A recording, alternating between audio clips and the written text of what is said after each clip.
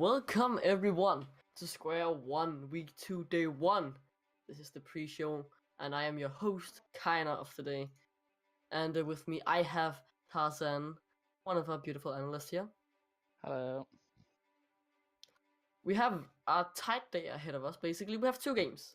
We have CBA versus Laogang Mai and Royal Reapers versus ELG. The intent of this pre-show is also to dive deeper into the games tomorrow. But we are a bit pressed on time today, so we'll get as far as we go and take it from there. But we'll just dive head on into the first game. We have CBA versus Laogang Ma, and can we just put up some expectations for this game, what we can expect to see?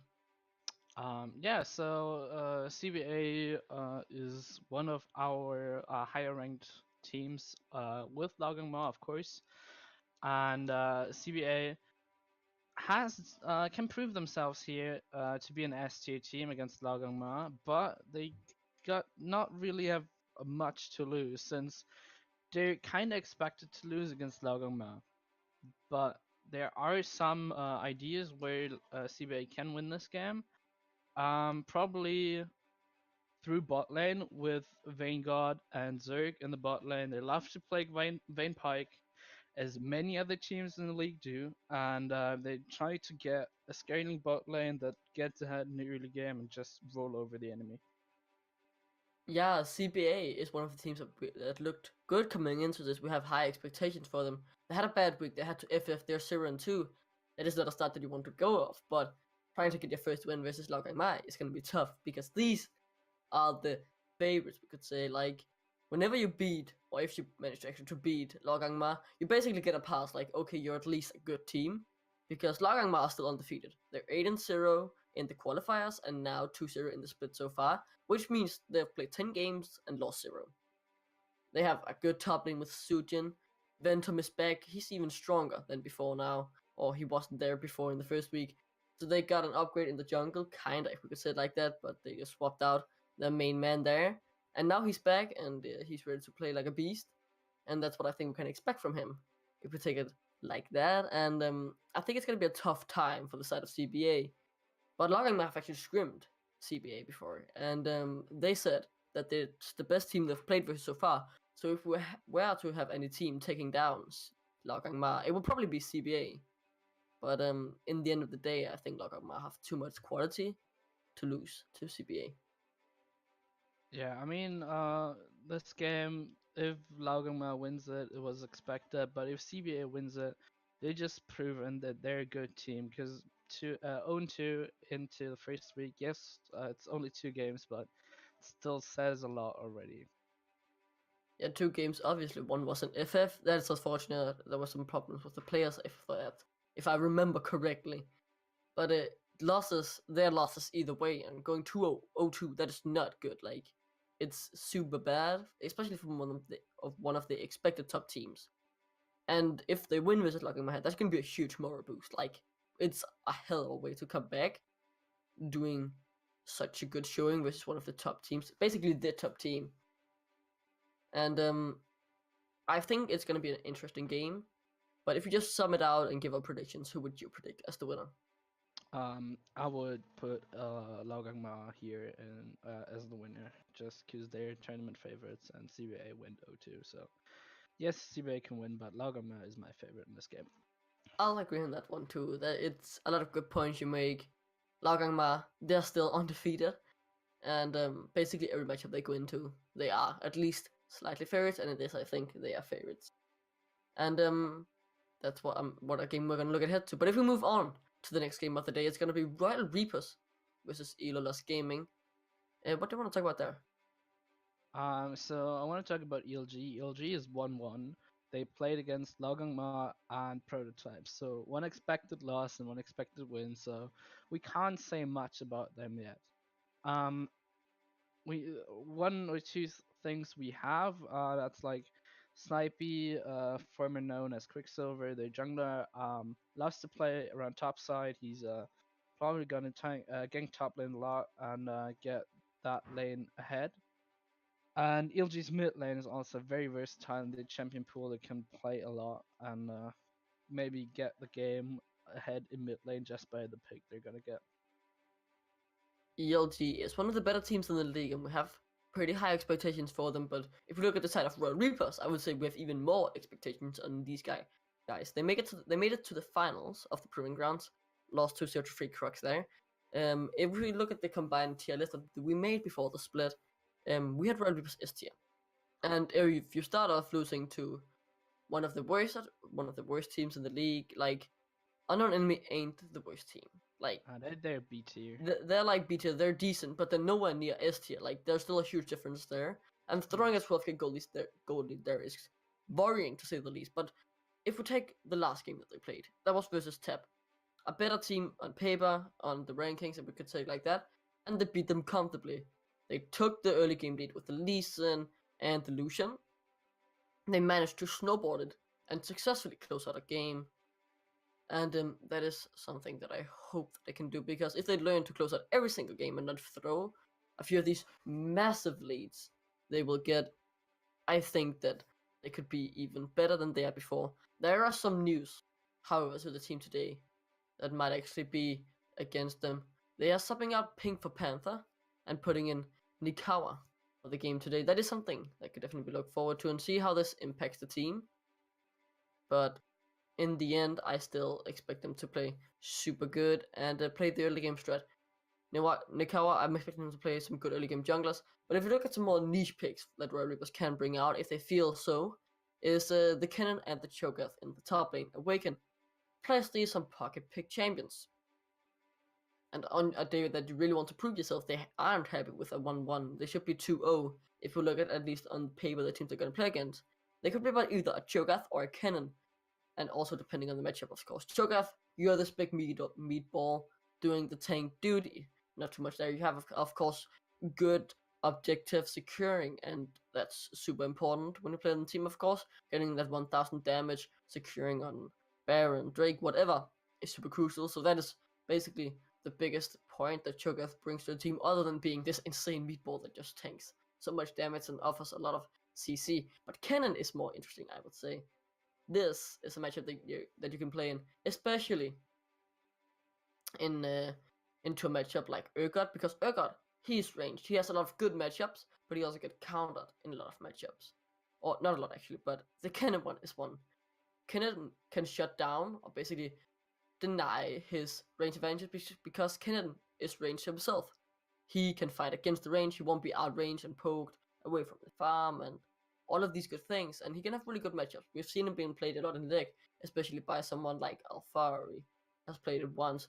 Odo Wamne has played it as well, and so as all of these top laners has been starting to pull it out, and we've seen a bit of a rise. And Kennen also gives you a good team fight, and you can play this Kennen very different styles. He has a lot of builds.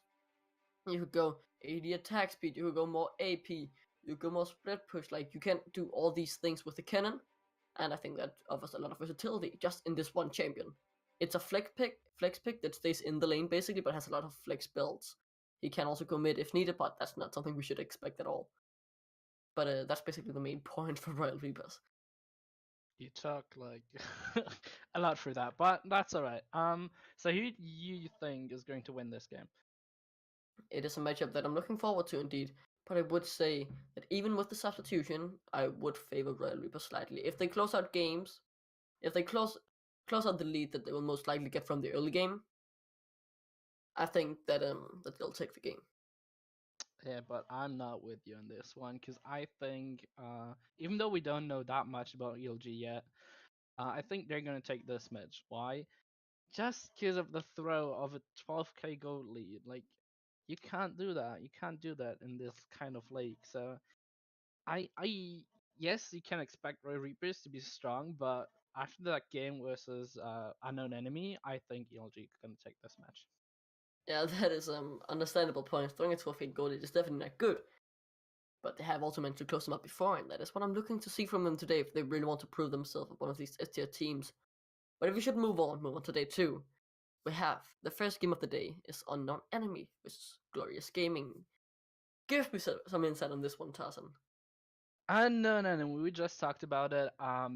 They upsetted Royal Reapers in week 1, and unknown enemy doesn't have that quite of a strong identity yet in this league. And our prediction is that they're gonna be the Giant Slayers if they're gonna win against Glorious Gaming now today too. No, tomorrow. I'm sorry. If they're gonna win against Glorious Gaming tomorrow, they're gonna get the title of the Giant Slayers, upsetting two S2 teams or high A2 teams in just 2 weeks. Would be pretty good. They But how can they win this game? First off, as we talked about on CBA already, Vayne Pike bot lane. They played it in almost every game, and they get early leads with it, and then just snowball the game over. They did get level 1 invades with the first blood on Vayne already, and that stuff. Also, UE is one of the best drafting teams. They have such a good draft. They went for the week 1 games. They prepared for everything. They had Aatrox in both games for split pushing.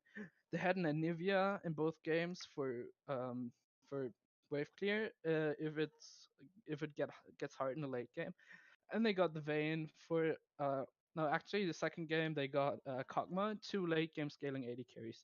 So they want to get the 80 carry ahead, carry the game through the 80 carry, but still have some backup plans if that does not work out as well as they plan. So I think UE is in a pretty good position to get this game.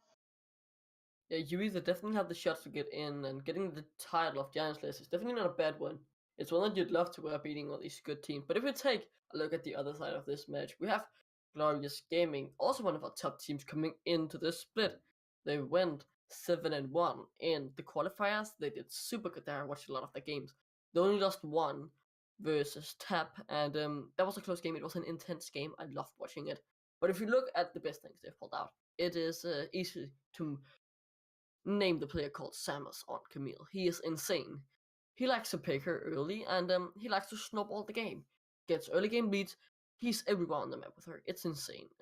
He's a beast on Camille to say the least. Definitely a champ that you should watch out for if you are unknown enemy. They also have great macro play. Whenever we've seen them play, we've seen good macro. When they played against CBA, they had like these few mistakes where Samus got caught too far ahead, or they took some bad fights. But instantly, when they recognized they had some bad macro plays, they took the Batman crazy and realized, what is our problem? They instantly fixed it. They turned around the game in when they started to throw a little bit, which is a great improvement I've seen from them. And then they turned the game again in their favor versus CBA. And obviously Samus, these jungle focused, to get his lanes ahead and gank early and heavily. That is something that we could watch out for. He is my player to watch for this game. He is super insane. I can't say enough good things about Samus. He has been able to do so much for his team, and it's definitely a thing that you can't go unnoticed in general. Whisper, the ADC, also a beast. He is like this late game insurance carry. He can always be there and step up if needed, and that's just what you want in an AD carry to say the least. You always want that. But if you just look a bit more on the other side of the table, GD did make it into the Benelux National League, and now they are here. They want to get experience and just get better, basically, for the next qualifier. So it's a team with high ambitions, and they work hard to improve themselves. And I can see that from when I watched them the first time to the next time. And I think this will be a great match to watch. And if I should do predictions and sum it up, for me, I would say Glorious Gaming has the advantage coming into this matchup. All right, so you say GG. I'm gonna go against you again and say UE. As I said, the draft is just too strong on their side, and I think that's gonna win them the match. And yeah, overall, I go with UE here and hope they get the title of the Giant Slayers. Um, yeah, that's my prediction over here. Yeah, if we move on to the last game of tomorrow, we don't have a lot of time left, so we can kind of just dip in a bit to this because we need to get the game started soon and be ready for that. But it is Sea Dogs versus Prototype, and this is a game actually that is super interesting. What do you have to say about this game? Prototypes are 100% the underdogs. They're own 2. Um, actually, Sea Dogs went 2-0 last week, which surprised me. But that aside, Prototype can win these game. Can win this game. They have the potential because Sea Dogs is not that. Sea Dogs is a bit shaky currently. They're not 100% focused all the time, and if just Prototype catches them off guard in some situation where just Seedox is not 100% focused, they might just snowball somewhere. And Prototype, general difference with them is my player to watch here. He likes to play also scaling AD carries, but the one that surprised me here a bit, not much, but apart from most other AD carries in this league, he's still playing Kai'Sa a lot.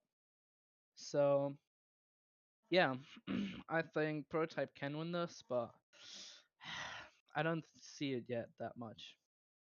Yeah, but if we look a bit to the Sea Duck side, couldn't just go the player to watch. I think it's clearly Muppet. He came in, Hench benched himself, put in Muppet, and that's a good replacement. I'd say Muppet is a super solid player, all round good, a good lad. He plays well League of Legends, and that's basically the most important thing about him. He does the good jungling, and he does what he needs to do. They have been a bit shaky, but they won against Free Crux, which is one of the better teams. So I really do think that they should have this game in the bag, and if they play comfortably and play well, it's good things to expect. They just look good in general. They won Free Crux, obviously. They had a lead, or if I remember correctly, basically the entirety of the game. It wasn't too huge, but when they won a Baron fight, got a Panda, that was the sweet business for them. And they look all around like a solid team. And I would say that I would expect Seedox to take the game over Prototype, but it is going to be interesting. Yeah, I'm going with you again here. So we got 2 against you and 2 with you. Seedox is most likely gonna win this game. Yes, Prototype can win this game, but only if Seedox make mistakes they shouldn't do. Because I don't see Prototype winning this on their own. Seedox has to do the mistakes, so I'm going with Seedox. Great. That is basically it. What we have time for today on the pre-show. We hope you guys like this idea. We'll try to make it better in the future with some in-depth segments and more customizable. But this is the first one. We hope you enjoyed it. I have been Darkling, and with me today I had Tarzan. We're gonna take a short break, just a few minutes, and we'll be back for the first game, and that is CBA versus Laogang Ma. Don't go anywhere.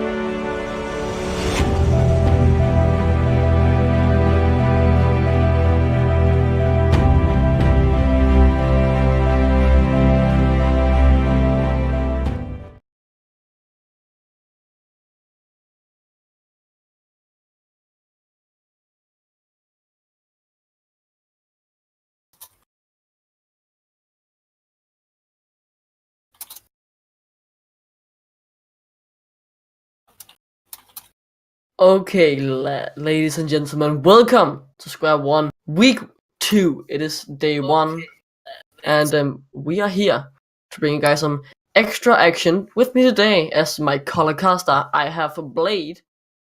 Hey everyone, what's up? Blade here. And we're gonna take you guys through today's game. It is CBA versus Laogang Ma, and we're already into the pick and ban phase. And if we just start off quickly, can you tell me about the pick and ban phase so far? How it's going? Is it going as expected, Blade? Oh, for sure. I'm so happy with this game. I can't wait. So, Laoganma, of course, we remember Sojin's Vladimir from the last game they played. He was insane, just a Vladimir god. So, it's expected from CBA to have the Vladimir ban on their side. And of course, from LGM, they know how good Vayne god is with the Vayne. Pretty easy. So, that's an expected ban. For the rest, Cassiopeia is a very good pick at the moment. I know Mitspilla has been using it a little bit. His scores were pretty impressive, so nothing. DSM or FN has been playing with the Cassiopeia a little bit. His scores have been impressive, so that's to be expected. And the rest is just pretty much meta picks. Kha'Zix is just a pretty strong pick in the jungle. Same with Sejuani, Lucian, and S tier ADC. Pretty much expected so far.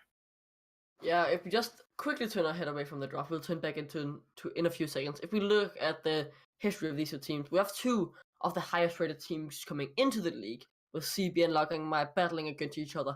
Laogang Mai is the undisputed best team we have so far. They still haven't lost a game, and due to a tough week for CBA, they're 0-2, not the start that they wanted and looked for. Laogang Mai have said that this is the best team they have scrimmed against, so it is going to be the team that will likely give the most trouble to Laogang Ma, and can they actually take these guys down and get back on track and get some momentum going for them in the split to try and pick up some wins on the board? This day is gonna be so hype. First we have Laoganma versus CBA, and next we have Korean Rejects. Oh, this is the best day ever. I can't wait to do this. This is so It is a hype. good day played. Oh, and they pick Lissandra, my favorite pick in the meta right now. She's so strong. All the CC in the mid lane, the way she can roam, the way she can lock down one of the targets that you need to have away from a fight. It's so good. And on the side of Laoganma, they just banned the Sion, which is telling me that they want to give the Urgot a positive matchup. They have taken away two of the comfort picks on the side from Vayne God. They have a very strong early and mid damaging bot lane on the side of Laoganma with the Zyra and with the Ezreal. So I expect that we are either going to see another top lane ban, which in my mind would be the Aatrox, which is a known counter pick or an equal pick to the Urgot, which will give the side of CBA a lot of place to work with, or we're gonna see something that's more. Oh, that's like I would not have expected that since he's not even close to the meta right now. Sak has seen a bit of play in the leg, but still didn't work too well for Fnatic. But kind of coming back, and I guess it is a pick that I can at least understand why it has been banned. But if you take me a look through this draft, how would you say the lanes are matching up so far? We have the top lane, or could it potentially be the mid lane for the side of Lagang, my pick, as well as the bot lane. Any special things that you want to point out that could be a bit interesting to watch? Now, from except for the Olaf, if you look at the first three picks they chose on the side of CBA, it's clear that they want to go to a mid late game. Kai'Sa is not an early game ADC at all. She wants to have those three items. Thresh is a good support for Kai'Sa because of the CC he can arrange to go around with her ultimate that she can just dash to someone. She can just put out so much damage, especially on Vayne God. I think pretty much I know how good he can be. And that's a Kane, and we have not seen him as much yet here at the SquareOne Esports, but I love the pick. He can do so much. Olaf counters him a little bit because when he goes through the walls, when he uses his Umbral Passage, Olaf can just use a Q, throw out one of his axes, and cancel the passage, which might put him back in lane, and he would have to use a flash. So I'm not too sure about the Kane pick, especially because Ezreal is very dodgy. Olaf can run away, so he doesn't get slowed when he cracks his ultimate. Urgot is just very tanky and can push back. I'm not too sure about the Kane pick, but I would prefer the Olaf pick, but so far, still two very strong. Oh, we get the cannon. A last second cannon pick. This might actually mean that the Urgot is going in the mid lane. I just talked about the cannon pick on the pre-show, and now we actually got to see it in action. I didn't talk about it when we talked about Laogang Ma versus CBA, but a cannon pick nonetheless. That makes me super happy. I am though sad that Vayne has been banned. I think we can both agree that it would be a pick that we'd love to see Vayne got on at least one game. If they didn't ban it, it would have been first pick by Vayne God. It's something we want to see, but I doubt we will be able to ever get to see it. We have seen it once actually, I think, and Vanguard was just so strong. Oh wait, they switched the cannon to the mid. Oh yeah, that's actually a last second change just before you ain't available to swap anymore. So that's a good flex on us, basically. I got bamboozled by that. I don't know about you, Blade. But I think it caught out CB as well. I don't know how I feel about that. I mean, Aurelia Cannon can just jump away when Aurelia stun him and can easily just dash away, with Aurelia having a little bit of a hard time to follow, while she can lock down the Urgot a lot better. However, I do, not surprisingly, love the Lissandra pick from Midspilla because of one reason. They have three squishies that can carry. They have a Zyra with the high damage potential, Azrael with continuous poke, and Cannon just with the AP slicing maelstrom will just rip through any team, no matter who you are, what you build, it will rip through you. And she can lock down anyone, like except for Olaf because of Ragnarok, but she can just keep someone out of the fight, or even can focus someone when they try to go in, maybe think it was not the best idea and go back. However, if I look at the summoner spells, Aurelia has teleport, Lissandra has teleport. This will be a Lissandra that is not going to go aggressive, because you don't want to go aggressive pre-level 5, 6 against a cannon that has ignite. He will race you, he will come back to you, and he will make it a very heavy lane if you try to go very aggressive. Yeah, you definitely know a few things about Lissandra. We've basically only seen you been playing Lissandra previously. So it is understandable that you go into the lane pretty quickly. And I do think it's an interesting one to watch. Lissandra obviously offers a lot of utility. And also, it's pretty good if they have Jax or anything that becomes a huge late game carry. Actually, also good with Sylvain. It basically forces you to pay the QSS tax if you want to be safe. And if you really need it, you can buy it. It's a bit like the Malzahar. You pick the Malzahar, your laner has to spend 1,300 gold on a Quicksilver Sash to make sure that he will survive all of these things. So it's basically a tax. Yeah, okay, I'm against Lissandra, I'll have to pay the tax, I guess. I mean, she has her let's see if they ultimate to keep respect her it. safe if needed, and she can cancel a Cannon's ult actually with her ultimate as well. So maybe that's why Lissandra is a good pick here, because they can actually cancel Cannon's ultimate if Lissandra is close. However, I'm looking at both comps and I feel a bit weird about the LGM comp, because they have the early game in Azrael and Zyra, even the mid game because of Azrael and Zyra. Then they did something very smart. LGM didn't really have the high late game, which the side of CBA did. They had the Kai'Sa, which we all know is a late game carry. When Kayn gets a few items, especially when he becomes Darken Kayn, he becomes really scary with the amount of CC that he can bring, with what he can heal. Lissandra, when she gets that Proto Belt, when she gets something like a Luden's Echo or maybe a Void Staff, she will start to deal out some major poke with that Q Shred. And if they had not taken the cannon, if they would have taken something like a Talon, which they could have because they have AP on the support, then they would have had such a good early game, but mid to late game, the whole team would have fallen off a little bit. To as where CBA has that, like, has a bad early comp. Let's just put it how it is. Kayn needs his transformation. Aurelia needs to be at least level 5, 6 against the Urgot to be able to contest the turn. The Kai'Sa needs her 3 items. If they had not taken the cannon, which is a late game guarantee, especially when you're going AP, almost only if you're going AP, then they would have had such a high problem if they would have just not aced them like twice in the first 20 minutes. Yeah, and it is going to be an interesting game. We are heading into the game now. These are two of the top teams. The undefeated boys versus the guys that we have high expectations for, but they have failed so far. They had to FF1 game. They lost fair and square to Glorious Gaming. They want to get back on track. And one hell of a way to do it would be by beating the number one team. There is no win that could give you a more of a momentum and positivity boost. Like, this is the team to beat if you want to show your top team. And if they win this, they've definitely proven themselves in a quick way. Like, no one has been able to take them down before. But will CBA be the team to do it? I mean, the key is probably gonna be Ventum with Olaf, with Predator at least, can roam so much, especially in the early game, a lot earlier than Kayn actually. Kayn can probably roam around level 4 because he wants to have his Q, E, and W on the ready. There's E to make it a lot harder to ward against him because he can hide in these little nooks and crannies against like ways where you wouldn't normally ward, like in the nook between the bot blue tower. Oh, and that's a pause already. We instantly The, get a pause. What a beautiful it's, sight. it seems that Lavgama has some Discord issues actually.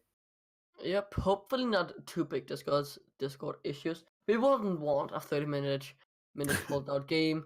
Nah. If you all remember last week, yeah, Twitch had some problems and the game actually got delayed 30 minutes. So it won't hopefully be like this time. Yeah, one in Twitch just says we can't see the game. We've just instantly gotten into it. I've gotten news that the streamer hasn't gotten into the game yet. And when he arrives, you guys will see the screen. But also, we are 11 seconds in. The game is paused, so there ain't anything special to be seen. Like DS and Artemis hasn't even purchased items yet, so nothing I too mean, particular that there. might be for the better since he cannot get into the game. Yeah. Since it's paused anyway, like he can just zoom through. They're not missing anything because of this, which is kind of good. Yeah, I am bringing good news though. If I look at the chat, it says ready. Like at least a few players on the Laogang Ma lineup has said ready, and a few players on the lineup of CPA. And Yep. this is week 2 of the game, and we are back for game number 1. Game number 2 is up after this one, of course, which makes sense. But if we turn on the number 1 game, we are in now. Our streamer should also be in just a second, and he'll go up to date, but nothing too peculiar going on right now. It's just a special normal game. But as I was saying, Kane needs his level 4 to gank. He wants the second point in the queue to have at least some better wave clear in the jungle. He wants that E to make sure that he can hide between wards. So this also takes in consideration that now Ganma has to start warding in places they might not ward as much or might have not warded before. And while the Olaf just Bob's Predator runs in, throws an axe at you, and Zarab in the meantime, because of the slow, the Olaf ranks will either have stunned you or will have killed you. That's just how it's gonna go. And yeah,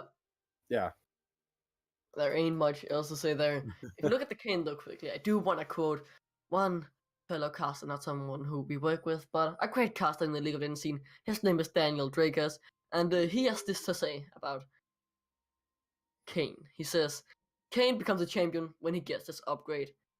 So it is pretty much a waiting game for the Kane. He needs to get the upgrade, and when he does that, he can actually start to play the game, and it's a huge part buy for him, of course. Of course, your abilities basically just get insta-buffed. Oh, so yeah, it's obviously really useful.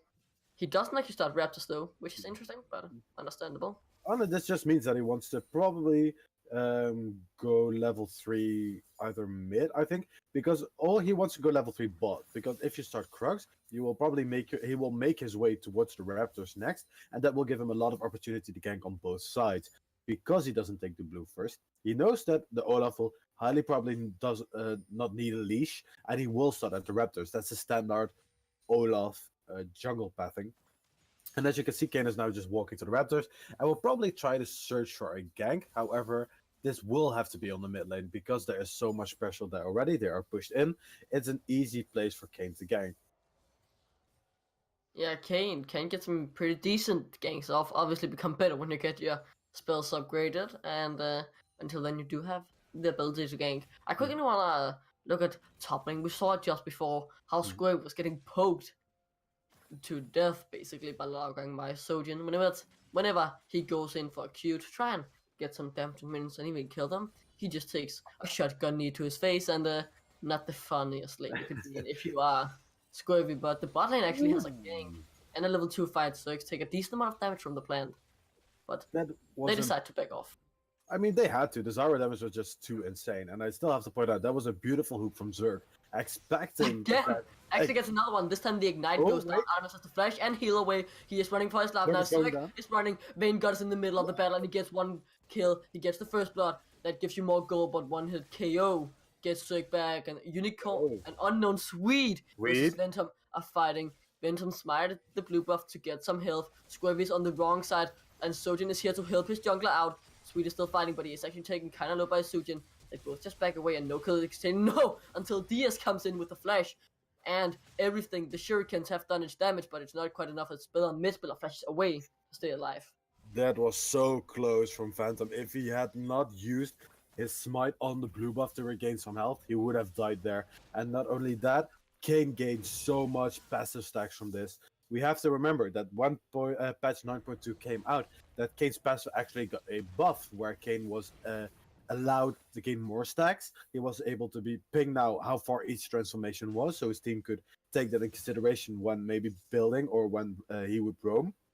And because he got so many attacks off on Phantom, this will just mean that he will get to his transformation probably around level 6 if he just ganks one more lane. And on the top lane, we have expected Scurvy to maybe have a little bit more trouble against the Urgot as in the early game, purely because of the AoE that he has, because of the poke that he has, that maybe Scurvy lacks a little bit. Yep, that is a clear thing that we could point out, but he has been doing decently.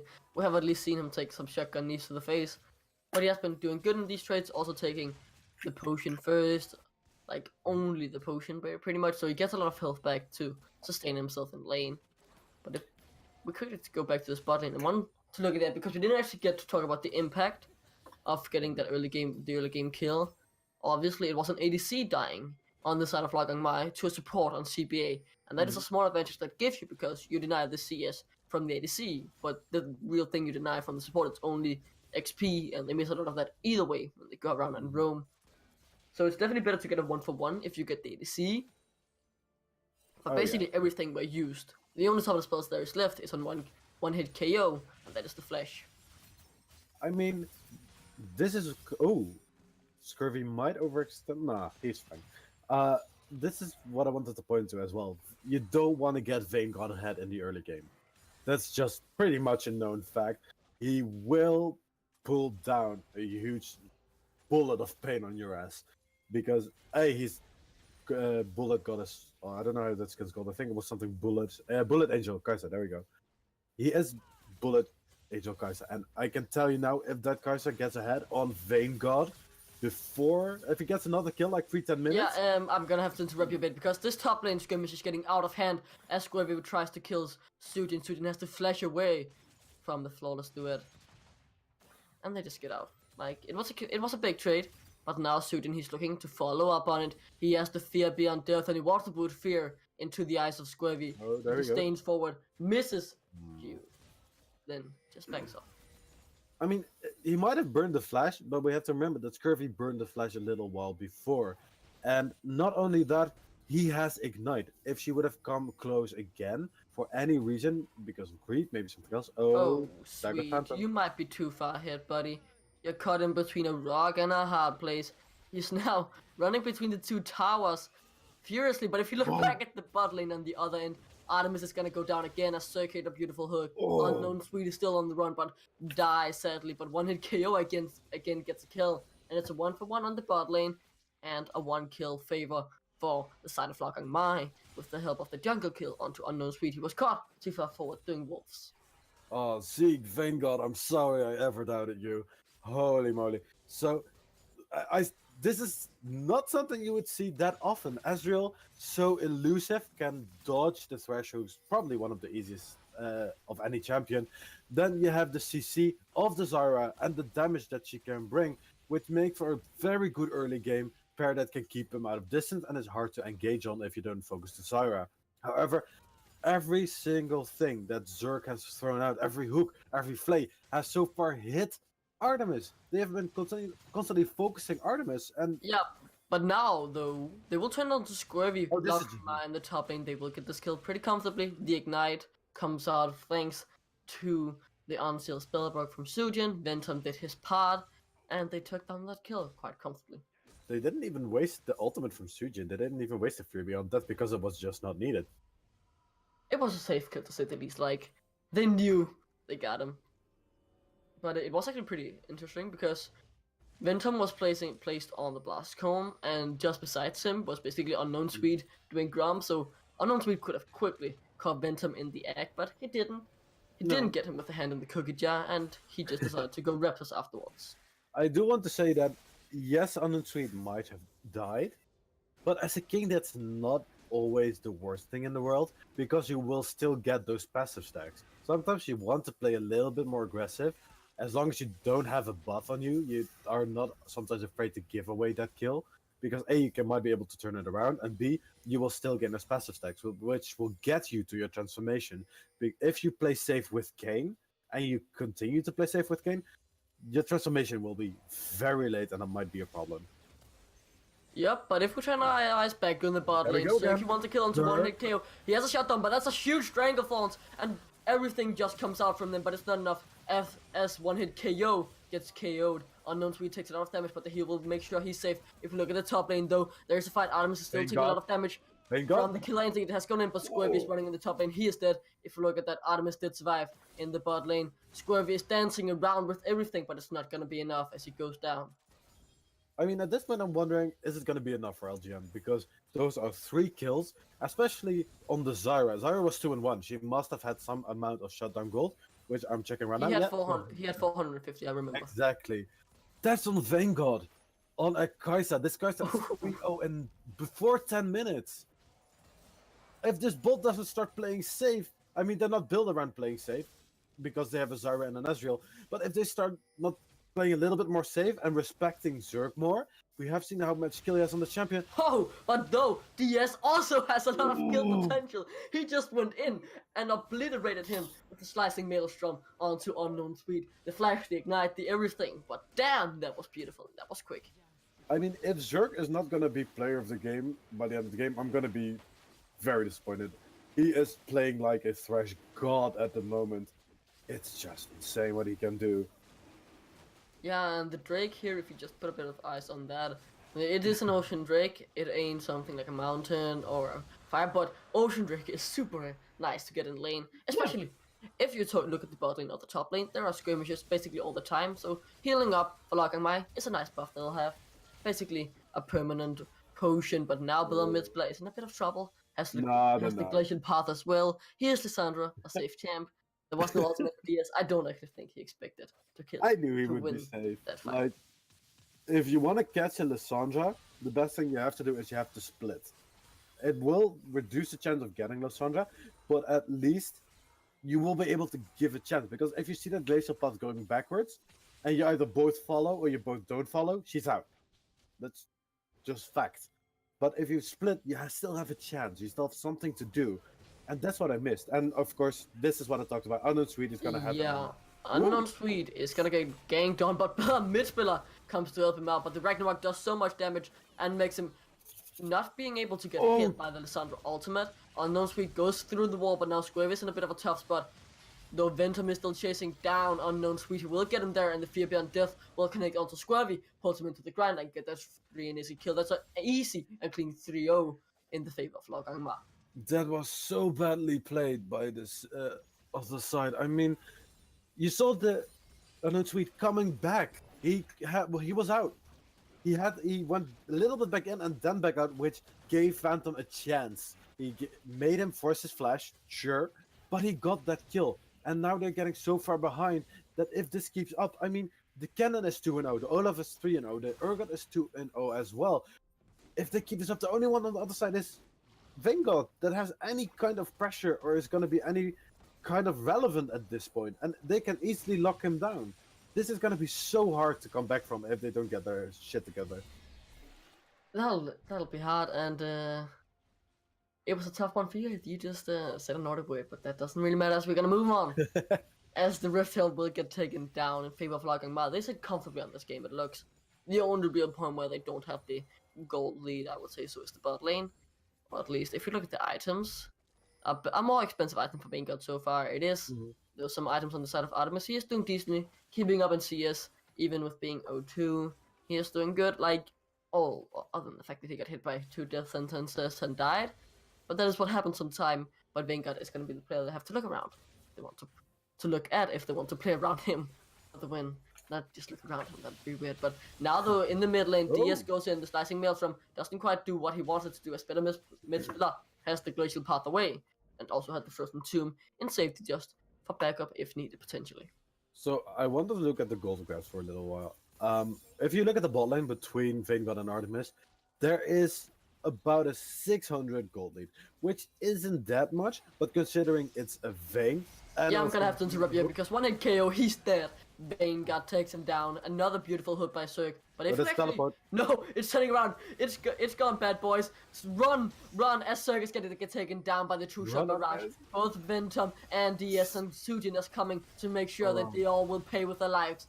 Vanguard flashed over the wall and will stay alive. No, Sujin is chasing him. He does have the fear beyond death. He disdains, but that disdain wasn't too good, honestly.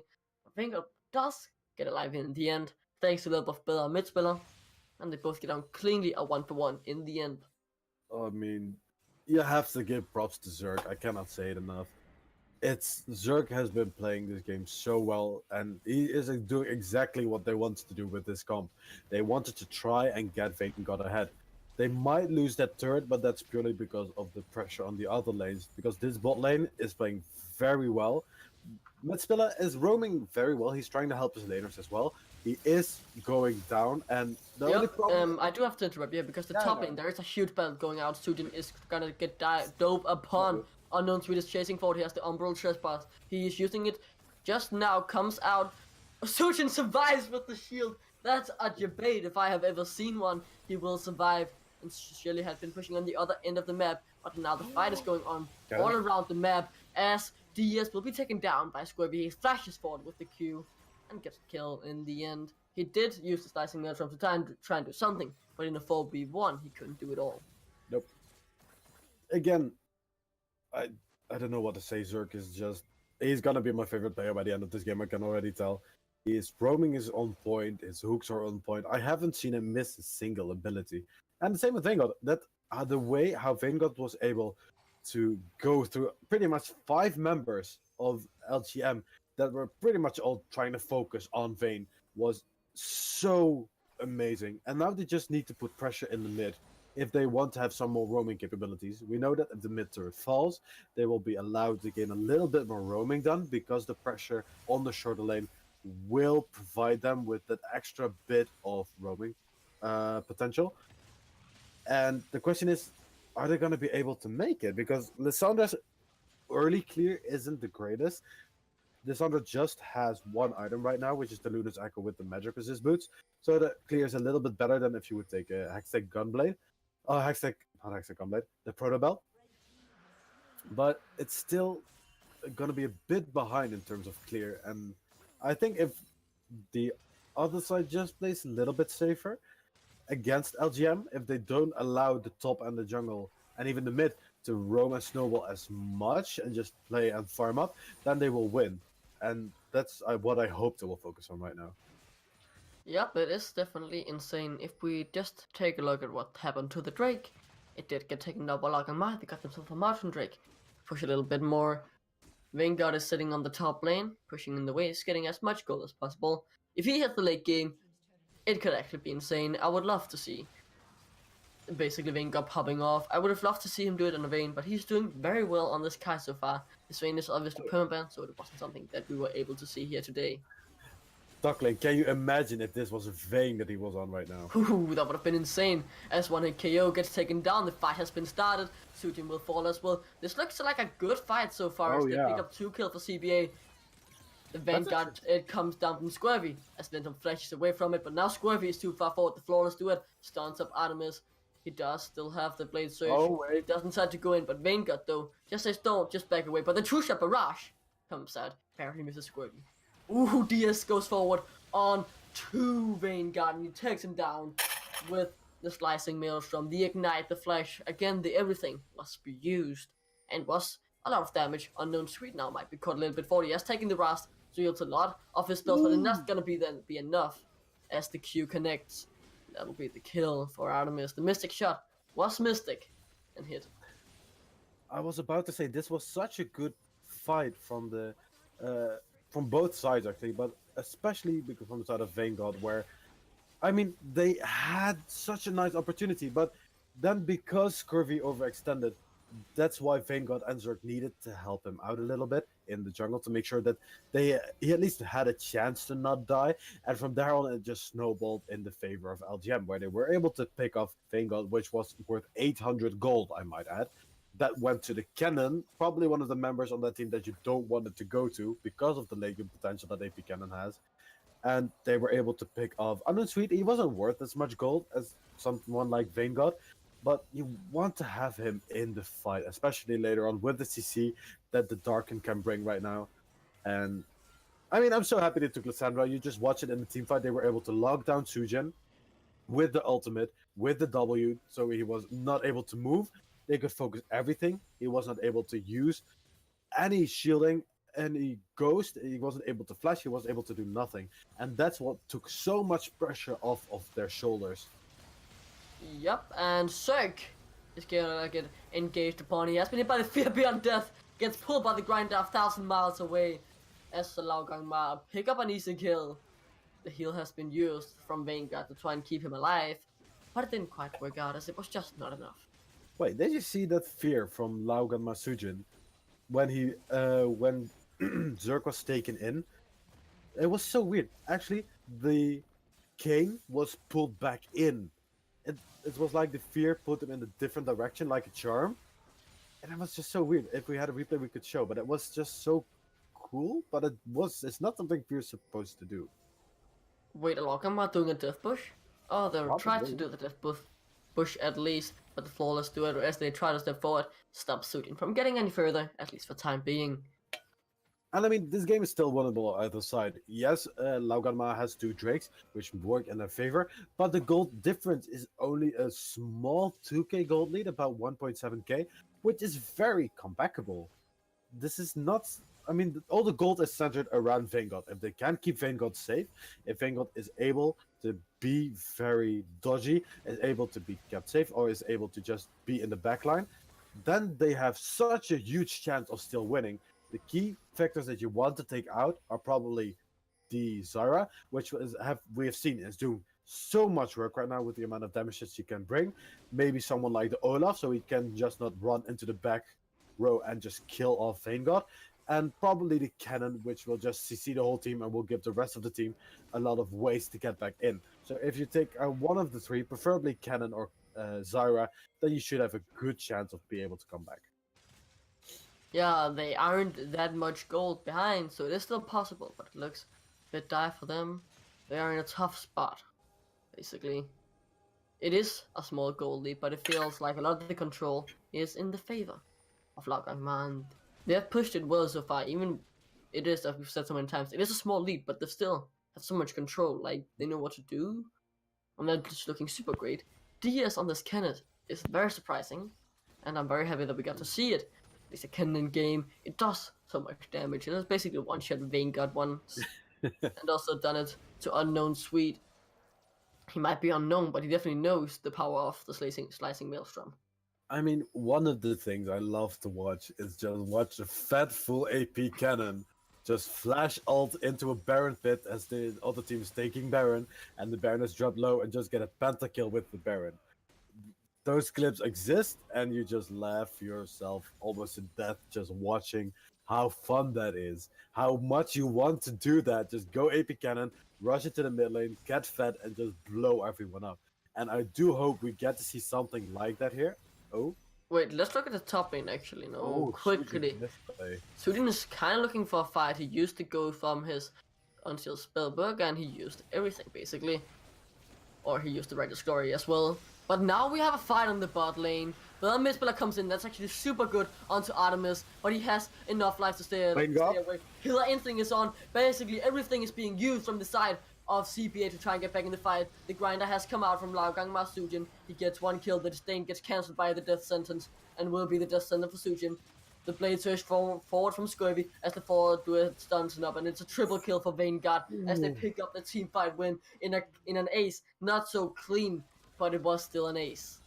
And this is what you want to see. We knew the Kaiser was fed from the early game. 3 kills before 10 minutes. And Vanguard is at this point, it's just snowballing crazy. Vanguard has 7 kills under its belt at 23 minutes. Which if you play against a Kaiser with a Rage Blade, with the attack speed boots and Storm Razor, that's one of the scariest things you can see. The only thing this Kaiser needs is CC. You want to have people just stand still while she just rapid fires all over their face. And that's what you have. You have the Lissandra, who has kind of 2 stuns. You have the King, who has a knockup. You have the Irelia, who has a slow and a stun, and you have the Thresh that has a hook and has a slow and pretty much a flay, which gives, as I said before, gives Vanguard so much opportunity if he can just stay in the back line and just rapid fire all over them. And that's what he did just now. And this is the result. Now it's going to be so much harder for Lauganma. Yeah, but we need to give so much credit to Cirque. Like, whenever Oh, he yeah. hits a hook and one hit KO gets one hit KO'd. And just instantly dies. Like, it has been happening like 2-3 times. And it must not be fun to be one hit KO in this situation. But it's definitely good to look at.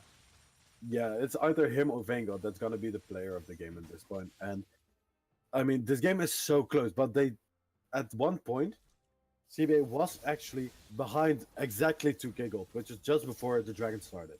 And now, because they got the whole ace, they are actually ahead by 1k. Kaisa got so many. Oh, wait, there we go. Yeah, Sujin, he's caught out there. He gets hit by rifting the frozen tomb to make him frozen for some time as Vanguard picks up the kill. But on the other end of the map, Elo Gangma looking for their own kill. They're going on to square with the pair that has been popped. One undertow misses, but the Ragnarok has been used with the true damage. Blade Surge from Square will not be enough as he will get taken down. He used the Vanguard edge and everything, but it wasn't quite enough.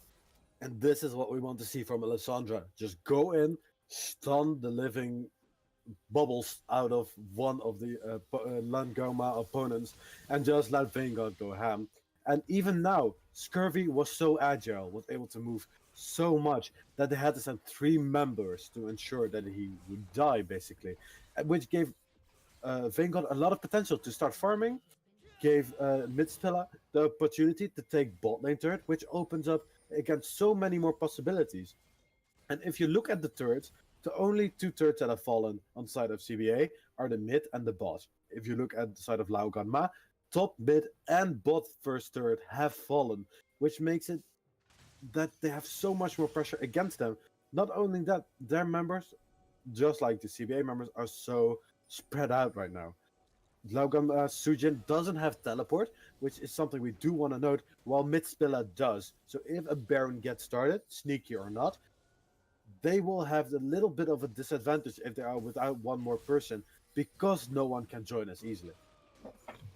But this is really what CBA need. They need to get a win on the board.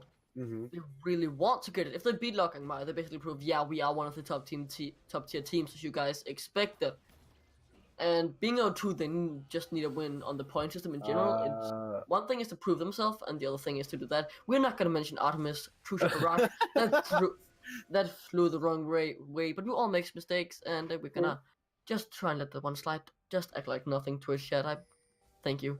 Thank you for your convenience. We will act like nothing. You know that's going to be clip, Duckling. You know there's going to be a clip there. No, we don't talk about that clip. Ooh, what clip? There are a lot of clips, basically. There is also one last time where I think he failed flashed into the wall. Oh yeah. Oh, yeah. Hopefully no one has decided to clip that one. You know, we all make a few mistakes. But I mean... if you to go back to what I said quickly, I quickly want to point that out. CBA need this win. It's important for them in the standing, but also generally just proving themselves as a top tier team, and it makes sense. You know, I think we can. Oh wait, the Duckling? Yeah, Unknown Swede is going way deep, and Vanguard will be there to follow up. The Ragnarok has been used from Ventum. He heals with the Redemption, but the heal won't be enough to heal his wounds. That's Squavy has given him after the kill. And he goes down, and this might be Baron on the table. This is when we will see the stick cannon play you talked about go out. This is now when we need to... Yeah, come on. Diaz can't do the damage, he has to flash. They go on to Artemis, he has to flash away after he get hit by the death sentence. Unknown Sweet heals in the wall. They are we're gonna go for the fight. Vanguard's edge comes down, Sujin dies. Diaz takes so much damage before he can even get the slicing maelstrom off. He dies. Great frozen tomb by better Midspiller. And everything looks so great for CBA as they pick up the Baron. And they will sit on a comfortable gold lead. Can they now close out the game? If they can't, it's gonna be so sad. This was... I have to point out Midspiller here. He anticipated what we have been saying all along, that that DSM RFN wants to flash ulti into the Baron pit and wants to see what he can do. He does have his Rabadon's death cap. He has the he does have the Hextech Protobelt, and he has the Magic Pen Boots, which makes his damage so much, especially when the members of the CMA were already on the low side. They weren't full low, but they were so low. And Midspiller did it perfectly. He just went in, stunned him with the W, stunned him with the ultimate, kept him busy so that Vanguard could just on the side wreck everyone on the side of LGM and just make sure that this team could take a win. Like, it was so clean. Yeah, you just mentioned it by Bill Midspiller. Beautiful Sandra play to keep DS out of the fight. The last thing I saw from him was that he pressed the slicing mage from desperately to try to do something, but it didn't work out. And off that, they have obviously gained a few K lead from getting the Baron, and they also picked themselves up their first Drake of the game, which is nice to see. Ooh, that's the Sandra. Special. Vintor has to run away. He does have the Ragnarok. He will still be running as the killer instinct has been used on him, but with the Ragnarok, he can't be hit by anything basically other than damage, and he survives barely. Running away. He did have the redemption up in if needed, but it wasn't this time. Vanguard is smart. Vanguard bought himself the Mercurial Scimitar to make sure that he cannot get locked down as long as he would have liked, which LGM would have liked him to be, especially because they have two big stuns, which are the Zara one and which are the Cannon one.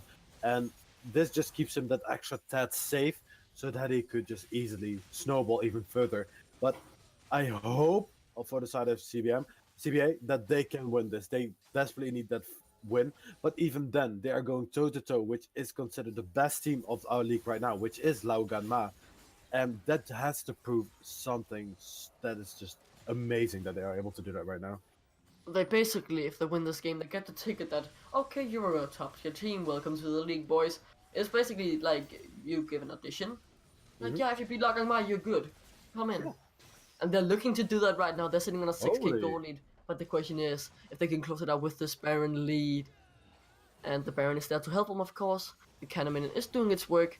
Doing its part, basically. Maybe it's also subscribed to PewDiePie, who knows. Then it would truly be doing its part. But now they're going in.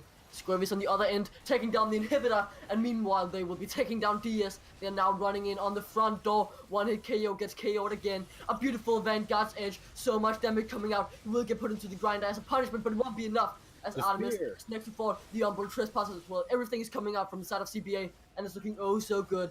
As with the help of the Baron, they look to close out the game. It's only Ventum, it's only Sujin, and they will only be undefeated for so much longer. CBA will take down the so far undefeated team. That is with the name of Lauganma, but then undefeated no more, as a new top tier team is here, and it is CBA. Oh, this game is just a roller coaster of emotions. And was on both sides was played beautifully. Yes, on both sides there were a little misses and a little better. I could say that the weak side of LGM was definitely that bot lane, who kind of fell behind as soon as Zerg pretty much threw out a Q. That's all he had to do. Every Q was like a magnet that could just follow one hit KO or Artemis and just hit them in the face. And Vanguard used that as a snowball out of control, and that's what won Vanguard's in the game. On the other side, I mean, Kane was a little bit behind sometimes. He made some questionable plays, the unknown Swede. Scurvy as well. He could have played it a little safer. But in the end, it doesn't matter. They won, and it's amazing. Yeah, it was great for them. And if I could basically sum up this game in a few words, Vanguard needs a name change. He could change it to Kaisergott, basically. Prove himself that game. Zerg as well, just up on the Threshgott train. Bedre midspiller definitely was the better midspiller this game. If you guys don't know Danish, Bedre midspiller directly translate to better mid player, and he was that this game. DS had some good times. He did a lot of damage in those, but in the fights he couldn't do the damage needed. And this is where Bedre midspiller really shined with those frozen tombs to basically put them in the grave. I will never forget that Baron fight. Now, Duckling, beautiful. I don't think I need to ask this, but who was the MVP of this game? My MVP, like, I'm gonna have to put it on Vanguard. Zerg did amazingly well. Bedre midspiller did amazingly well. But if they do amazingly well with good hooks and everything, you need the damage to back it off. And if Vanguard didn't do it so good in the game and stayed alive in these fights, they wouldn't have enough damage. My MVP is going to be different. My MVP is going to be Zerg. I understand that. I would basically have 3 MVPs this game if I could, but in the end I can't. And although I'm a support main, I had to go with the guy who did the damage this time, because it was a lot of damage he did. I just want to point out, like, as I said before, Vanguard, in my opinion, was able to scale and snowball so much on this Kai'Sa because Zerg was in that bot lane, because he hit his Q constantly, even through minion waves on Artemis, and was able to just force out kill after kill just in Vayne's mouth, and that just made it so beautiful. And Zerg is just the MVP for me. Yeah, it is understandable, and we will have to run out this game now. CBA, they got their first one on the board, and they got against the best team in the league.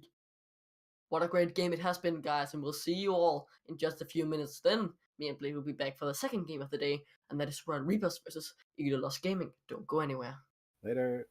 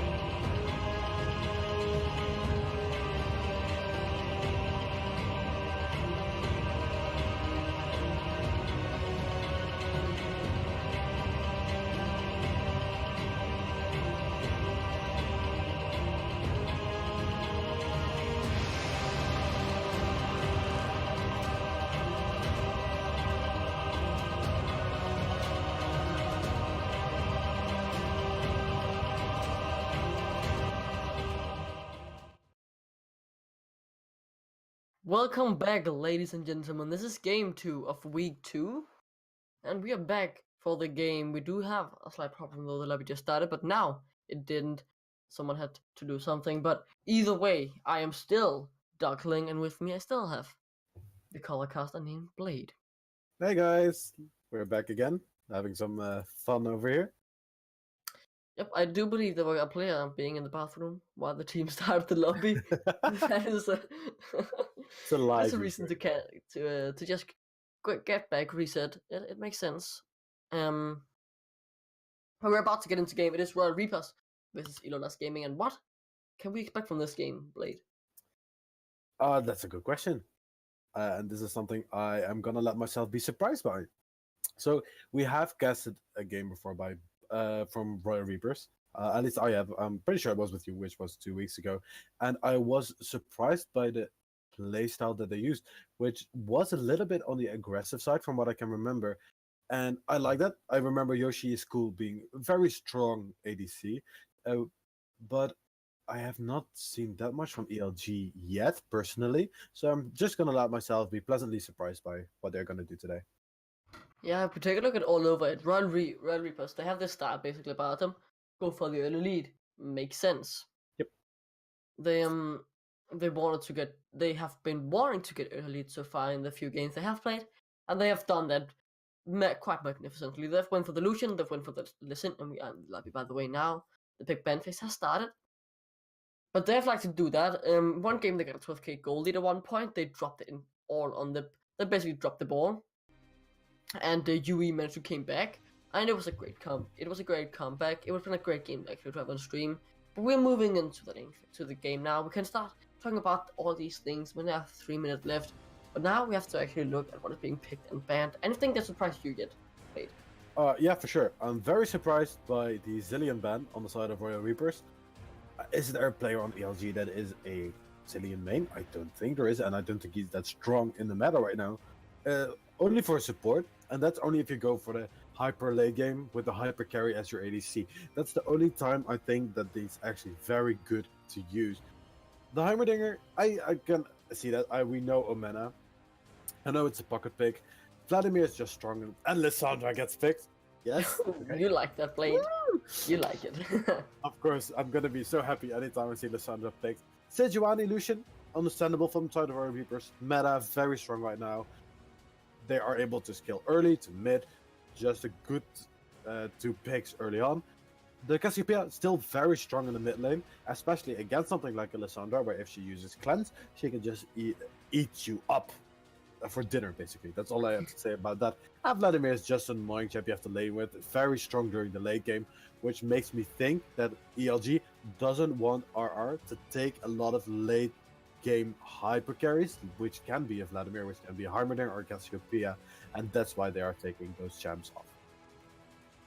They have been taken all off the table, and what that there was left on the table, they decided to go for the Karma Nocturne first pick on this first round from the side of ELG. We are looking for main carry on Hidekari, basically. That's what we've seen on him so far, at least. So we would like to see him on a carry. I hope we are gonna. But Karma can be a top lane with her Wonder Blade, so not something that I would expect, but something that could definitely be a possibility. The Nocturne is obviously very, very useful when you hit level 6, so there's not much to say there with the Paranoia. Nocturne is very good, no doubt about that. However, against what Royal Reapers has drafted so far, it might be a little bit of a risky pick. He shouldn't go on Lissandra. Lissandra will just stun him as soon as he lands, will give him a little bit of trouble, especially if he's thinking about turret diving. When he does that, he either has to A, one-shot Lissandra, or B, have something else up his sleeve. Maybe some support from the Orianna, maybe someone else that's roaming. Otherwise, he will die. Jarvan as well. Jarvan is a very nasty trick against Nocturne. Nocturne goes in, Jarvan ults. In the meantime, Lissandra just flashes out, or Urgot, or wherever he's ganking, and Nocturne is stuck on the turret in that area, and that's going to be so dangerous.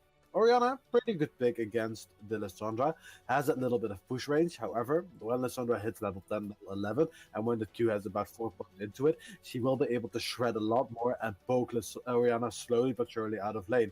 Where Orianna has a fixed range, and Lissandra's Q doesn't really, so she can do a little bit more, and when Orianna wants to ult, he can just play safe and E out or even alter self if it's that much of a dire situation. Yeah, it is indeed. But we have seen, I've just pointed this. I want to really just mention this Jarvan IV, or Jarvan the Fourth, or whatever. Basically, just Jarvan. It's very interesting. And Yeah. we've seen Jarvan in the LCK be played as AD/AP support, and I wonder if that is what we're gonna see today. Yep, for sure. I think he will not go tank in any way or form. We know that Urgot is the more tanky champion. They have a little bit of tankiness in Lysandra. I think he will go kind of a mix in between. He will probably start something like Black Cleaver. He won't go the AD build because if you look at the team from ELG, they are a team that if he goes very squishy Jarvan and like AD Jarvan that wants a one shot, I'm pretty sure he will get one shot instead. Yep, it is definitely pretty insane. And Yoshi's cool is gonna take down the Morgana. That's basically a safe lane. You make your AD carry immune to the Orianna ultimate and all these things. It is definitely a good buff. You basically give your ADC. It is lovely and very nice. But Oh, yeah. I just quickly want to mention this Jarvan pick again. It is not going to be play support, it seems, as the Morgana has been taken. I would have loved to seen it go full spirit, basically going Arden Cinsa with Summoner Airy and Mexia EAP. It is an interesting build, to say the least. But it is definitely very interesting. Won't be something we see this time. But, you know, sometimes we get some interesting picks, like Ken and Mid, but this game, Lawless, please. Lawless. anything too interesting. No! Why not? I wish this would have been a Nautilus because I think even though Nautilus top can do so much here, but this pretty much confirms that it's actually going to be a Karma top against the Urgot, which is not uncommon. It's going to be very hype. But what Karma allows herself to do against the Urgot is poke him out of lane. We have seen this in the LCK and the LPL, where we have seen players take topside Urgot and the other team reacting by taking the Karma because her early game will just force Urgot out of lane constantly. And that will just put Awaken in maybe a little bit of a tight spot. It will probably put him in a tight spot. It's basically depending on how the game goes, but Karma definitely has a good laning phase into that Urgot, and basically, you know, it's all good. Mhm. If you get a good laning phase, it could lead to a lot of snowballing, and Hidakari is basically is pretty much a player that we look a lot at for the carry as ELG, and playing Karma is obviously depending on how you build, because there is a way that you can go pretty tanky and just beef up with your W ultimate 24/7. It is insane. I've tried it. I don't know if it's still as good as when I played it, but it is fine. pretty. Yeah, you know, it can work, but you can also go full MP AP. It's again, you have these flexible builds that you can use, and it would be interesting to see one of those. I am a little bit scared for LG, and I will give you the reason why. RR is gonna be so tanky in the late side. They have the Urgot, who we know can soak up a ton of damage. They have the Morgana that can ignore an Orianna ultimate, can ignore a stun or knock-up stun from the Alistar, which I still don't understand why they took Alistar into the Morgana, while Morgana can just pretty much give him so much trouble during the laning phase. He will almost be unable to continuously try to force a fight, which is what Alistar likes to do. He wants to continuously go from like a bush and uses his headbutt pulverize on you constantly, so you get poked out or get like focused on by the Ezreal. And the late game on the side of RR seems so much more better in terms of team play. While on the side of ELG, they want to poke. They have the Ezreal, they have the Orianna, they want the Karma. They want to continuously poke, and then snipe with the Nocturne ultimate, kill someone, and then force in. However, because Brave Reapers has such tanky members, it feels like it's gonna be so hard for them to get that done, and that's why I'm worried about ELG's mid to late game team comp. It is gonna be something that could come back and, you know, kind of hurt them a bit. As a support main, I have been in this matchup that Alistar or Sealight is in, and it's not fun. Like, playing against the Morgana as an engaged support is basically it is a tough time, to say the least. It's gonna be hard on you just having to go into this. You get a good hit by pulverize, but if you get it on the important carry, just only that, if it's your focus in the late game, you could just jump into a black shield and get instantly demolished by the Fed 80 carrier, whoever it will be. So playing Alistair and Supergan is not fun. We are 50 seconds away, and this is a battle between a team that dropped the 12k gold lead, that wants to prove themselves that they are one of the top tier teams in the league. We all rate them highly coming into this, but going 1-1 in the first week was something that we weren't expecting to see from them. We were expecting a 2-0, pretty much with the matchups they had. Yep. They only managed to get the 1-1. Same for ELG, theirs just seemed more reasonable. They lost to Lagang Mai, which makes sense, and won a prototype, which is something we should expect them to beat. And it's all about who will get the early game lead. We've seen both of these teams like the early game leads, and Royal Reapers has been very reliant on getting them. And if they can't get them, I'm not sure how they will play, because I haven't seen them play without an early game lead. So it'll be interesting to see if they have a plan playing that. I mean, I still think that this game is going to be heavily dependent on the mid and bot side of ELG, where they want to get an early kill. No matter how you slice or dice it, they want that early pressure. Because without that early pressure, the other side of Royal Reapers will take over the mid to late game, no matter how you do it. Top lane, where Hitakiri will be able to keep Awaken off his farm a little bit because of the continuous poke that Karma can do. He went Kleptomancy as well, which gives Karma a lot more gold and maybe a few mana potions to work with, so her laning phase will get better. I expect her to go Corrupting Potion as well, so she can get around that poke that Awaken can bring on the Urgot, and it means I'm poked back with even more first to get him out of lane. The rest is totally up to the game. Jungle, dependent on how either side plays, can influence the game a ton. Jarvan went Electrocute with probably Triumph and Coup de Grace from what I can see here. That means that he wants to go in 80 damaging Jarvan. He doesn't want to go tanky. If you go tanky, you don't take Electrocute. This is someone that says, hey, we have a tanky Urgot, we have a Lissandra with Aftershock that will get an extra little bit of tank. I'm going to bring more damage with Yoshi, and we're going to just try to one-shot someone like Z, who is on the Orianna, or someone like Snipe, so they cannot have any influence in the mid-game. Yeah, that sounds really correct, basically. Sounds nice, and I do kind of want to point out Hidekuri. He is going with the Catman, so he'll be getting them stacks up in the lane. Just throwing the Qs and hitting the auto attacks onto Awaken. I'm not sure it's going to be too fun of a time for him, but we'll see how it all turns out. C has taken, or she, however you do pronounce it, the best way. She, or he, C. She.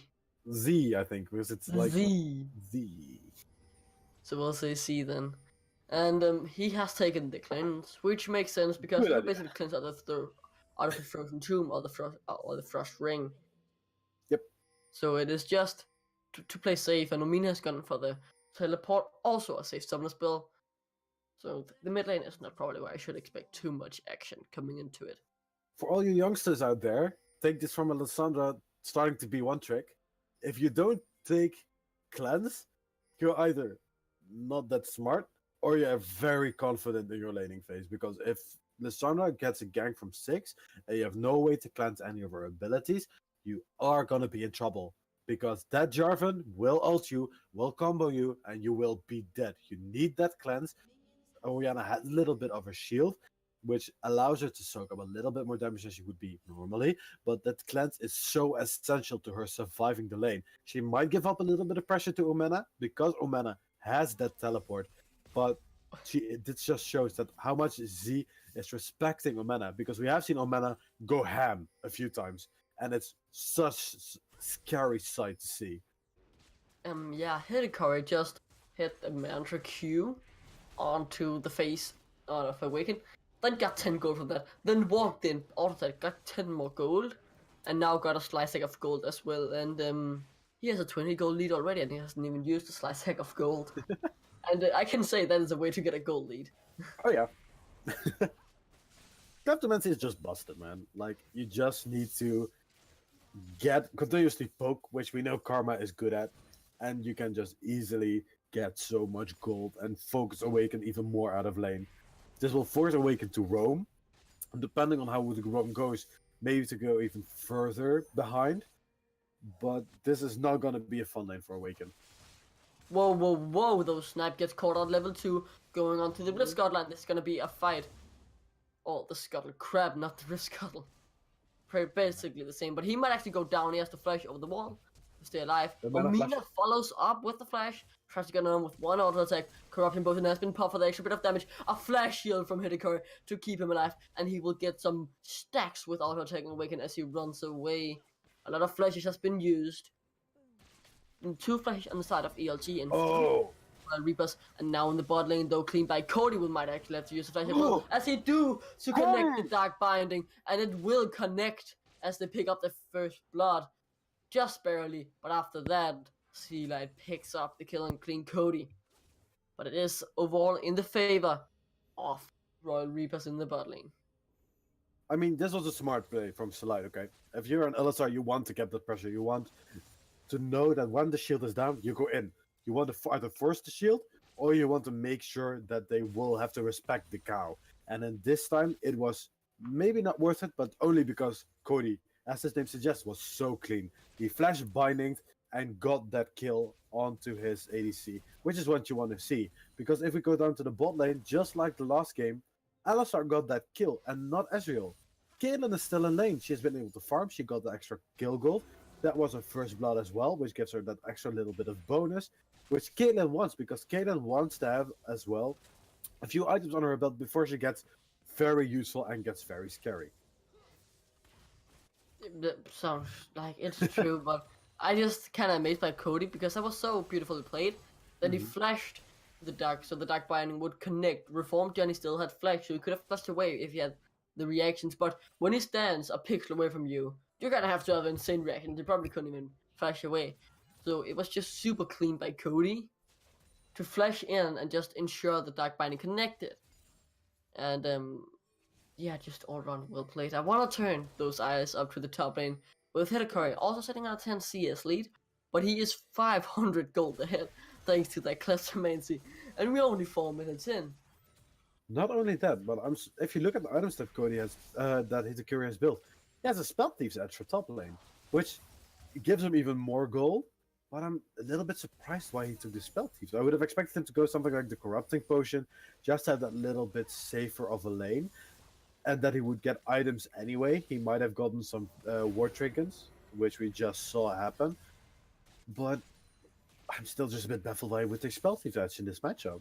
It's probably just to get as much gold as possible, because when you attack with it, you get the 10 gold, and he might just be trying to gain the biggest gold possible without actually getting kills in the lane. I can see that. I mean, we all know how scary a full AP Karma is when she gets fed. She will one-shot, like Yoshi probably, if he doesn't get spell shielded. It is a thing that potentially could happen in the future. If you're Yoshi, you obviously don't hope for that, but that inner flame compared with the man and boosted with the mantra, if you're full AP, that could be a solid 800 damage. That's a lot. Like, that is so much damage. And so far we can see that Hidekari is the one ahead on the side, sorry, my fault, on the other side, while the Caitlyn from Yoshi is ahead in farm and kill on the other side, which means those two right now are the center points of the team. This will probably change when Orianna and Lissandra get some items under their belt, when they start to be able to roam.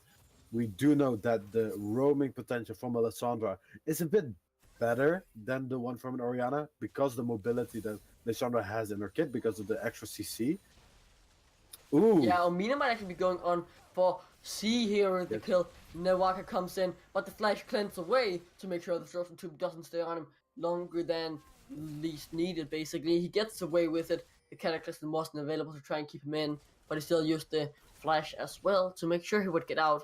Decent change. Omina only had to use the TP back to lane, so someone has built advantage for them, of course, other than the health lead. And I will play gank for the side of Royal Reapers. I mean, this is what I said before we started the game. This is why you take Cleanse against Alessandra. If Z hadn't taken Cleanse, I can't say for 100%, Z would have died here.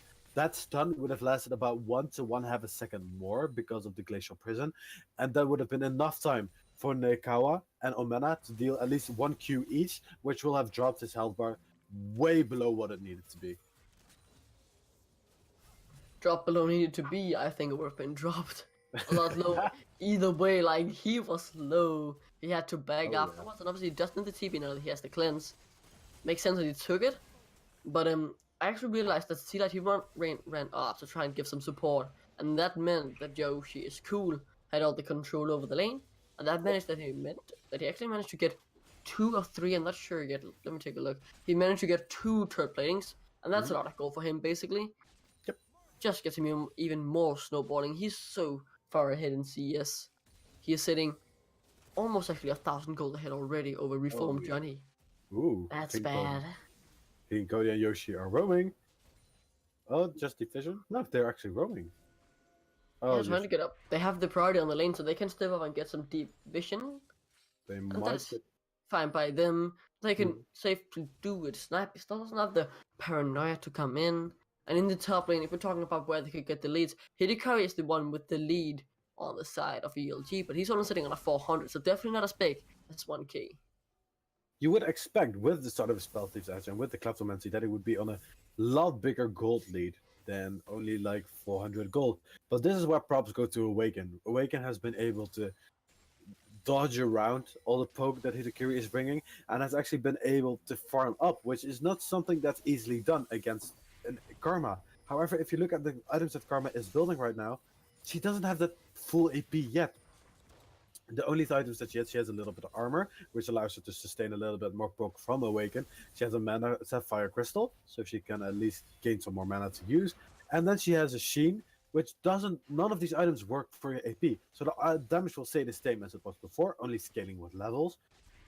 But this will just help her to keep poking. And so far, I think it might have been a little bit. Ooh! Oh, but in the mid lane, though, the Frozen Tomb comes down. The flag drag doesn't connect, but it doesn't matter as the eye shot picks up the kill for Amina. Had to use the flash, but it's well worth it as you get the kill. Gotta love that Lissandra lockdown.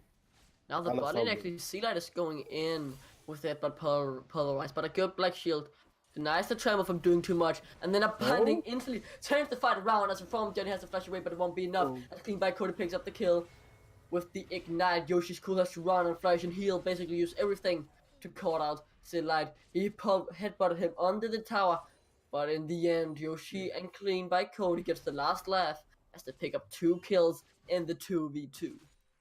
Again, a beautiful play from Cody.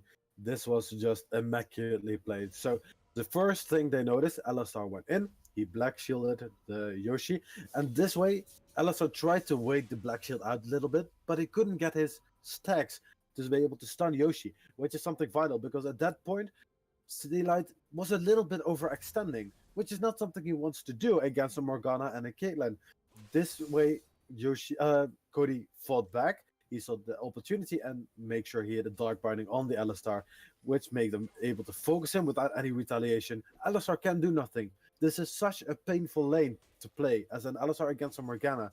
You cannot wait it out because your passive from the stun won't build up because the back shield is on that champion that you're trying to follow. You go probably too far in because of that, which we just saw be done by Sealight. And if Azrael gets hit by a binding and is able to follow up with the Morgana Caitlyn combo, where as soon as a dark binding lands, she will just put a trap under him, then you're gonna get so much damage on you that it's gonna be so hard to come back from it. Yeah, we need to look at this mid lane again. She gets engaged on, turns it very good onto Nivaka, actually picks up a kill in the 1v2. That's beautiful. Had to use both summoners. And now Clean by Cody's trying to do some damage to Snipe, but he has his team around him. And he will get off after Dark Biting connected. But what a nice play from C, actually.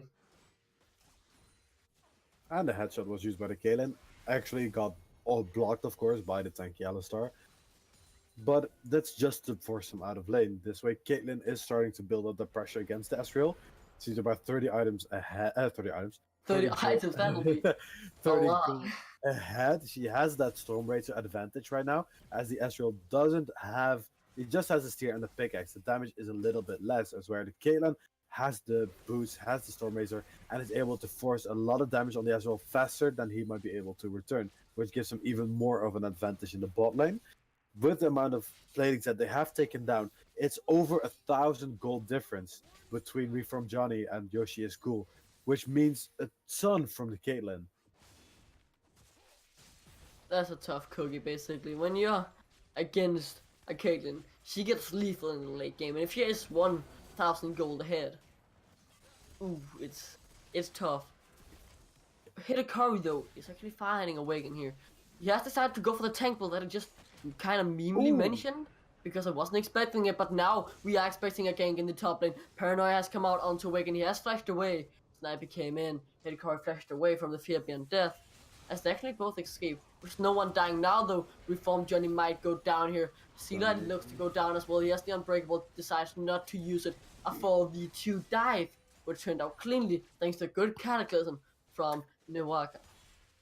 Yeah, I agree. This was also very nicely caught up by Omena, who expected something like this to happen. They might have communicated that they were going to gank bot lane, and just to give a little bit of assurance that they would get the kill, because she didn't really need to go that far.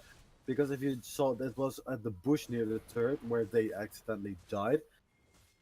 She wouldn't have needed to go that far, because this means that she's giving up a ton of lane pressure to the Orianna, a lot of farm time to the Orianna, which she is now a little bit behind at, which you don't really want.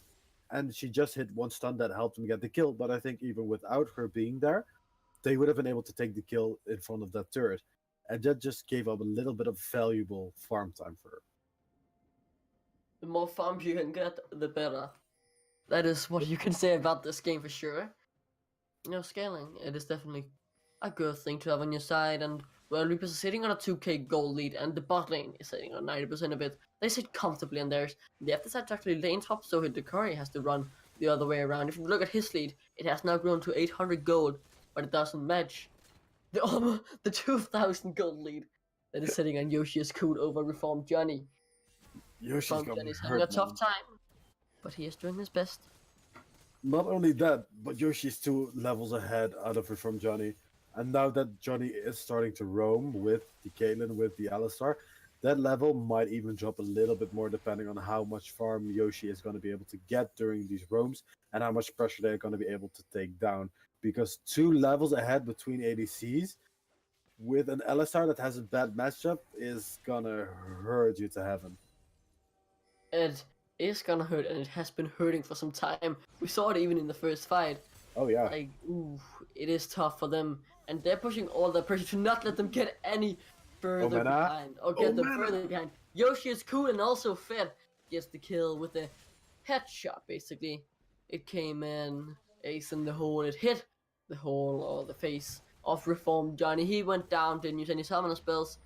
Some stuff were used on the side of Floyd Beavers, but they took down a turret after they got the kill. I mean, this is why you play Lissandra, baby. Stun, stun, stun for days. You're able. He just had to flash in, stun, wait at the stun, ult, make him not move, and just kill him. And that's why you play Lissandra. Lissandra is probably one of the best supportive mid laners that there is, because she doesn't really need to get kills. Lissandra, the only thing she needs to do is land her stuns, land her ultimate, and let your team do the rest. Yes, she will do damage. She will probably get them below 50%. But because of the amount of CC that you can bring to a team fight... Yeah, but the bot lane though, on what would have been the top lane, Awaken will go down there. Sniper picked up the kill, he used the Paranoia to get in, and he got in safely and got the kill thanks to the damage he has.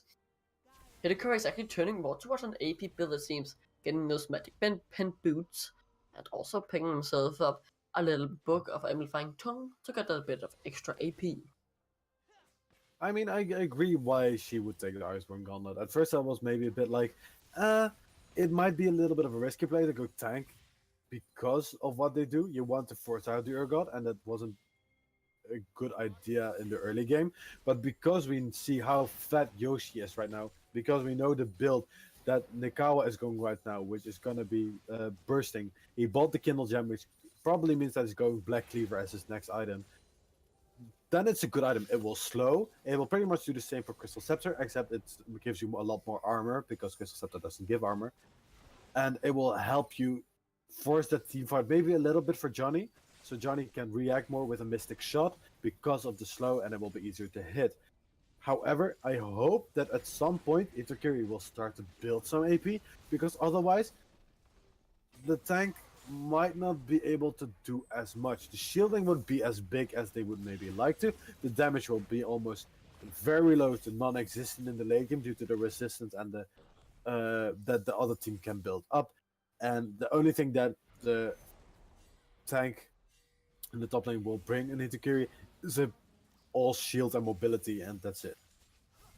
Not that much, but yeah, I started to go towards the AP, and while you were talking that long sentence, to say the least, he actually went back, he bought the AP, and Shelley was also spawned, took down a turn in the mid lane, and now ELG, they want one back, and they're looking for the mid lane turret. This will be the first turret of the game, actually. They will get it. No, bot took it, and top is gone. Yeah, but for the start of ELG. Oh yeah. I was about to say like, first turn of the game. That's you might need to check them out. Yeah, the entire outer Yeah. ring has been taken down from ELG for ELG. Like they Hikawa. haven't got it, but theirs is gone, and they took one back. And the mid turret is obviously the most important to get. It opens up the map to make you be able to run through as much as possible. But the Infernal Drake is about to spawn. No, it is a Mountain Drake. I just can't see colors. It seems to me like the logo to me up in the left corner seemed red, but it is a Mountain Drake. Same. We'll pick up the second of the game. They're ready when it spawns. I actually want to tell you, Duckling, that is a bug in the spectator way, where a Mountain Drake will also view as a Infernal Drake. So that's not your fault. That's you can blame Riot for that one. Okay, so I was just being boosted by Riot. Thank Yes. you very much. And so far again, if I want to go back to the skirmish just before the Drake, where we saw the beautiful dodging skills from Salite, if we would have just been hit by either the knockup from the Kawa or the stun from Cody, that would have been GG for the cow. He would have died because Yoshi was so close, he would just been able to put down Yodel Snapshot, get him snapped, and just headshot him probably once or twice, and that would have been GG for the cow. They would have lost an engage tool and given another kill to Cody. We also see that Royal Reapers has those two Mountain Drakes with a fat Caitlyn that is so ahead, will just burst down any turret or any obstruction you will send her to with the attack speed. This is so far a hard game on the other side, but Yoshi is going to be the key part. If he dies, the only damage they really have is from Nakawa, who, as I predicted, is building the Black Cleaver right now, and the Omena can at least help with the disengage should it be necessary, but I hope they won't throw it as they did last game. They don't have as big of a lead that they've had the other times, but if you look at the champions, it isn't as much of an early game. The last games they've been going Lucian and Listen. This time they didn't do it. They actually banned Lucian themselves, and that basically sees that they can actually still play without these without these really early game comms and still get some leads, and that is obviously really good to see. The only place they don't really have a lead actually is in the top lane, and that's because of the Kleptomancy gold and obviously the one assist. He's 40 CS ahead thanks to the good lane, and the Kleptomancy has been helping him out hugely. So it is easy to understand why that is a lane where they do have the lead. Also, the mid lane is doing comfortably, sitting on a 100 gold lead there, but it ain't anything too massive. So it isn't really something we should turn out. We could basically say it's even, but one thing that ain't even is the damage from Yoshi's Cool. The ace in the hole went down and did so much damage to Reform Jenny that he has to flash away. Snipey had to flash away to stay alive as well from the Cataclysm. That did over 600 points of damage. Oh, the cow's going down.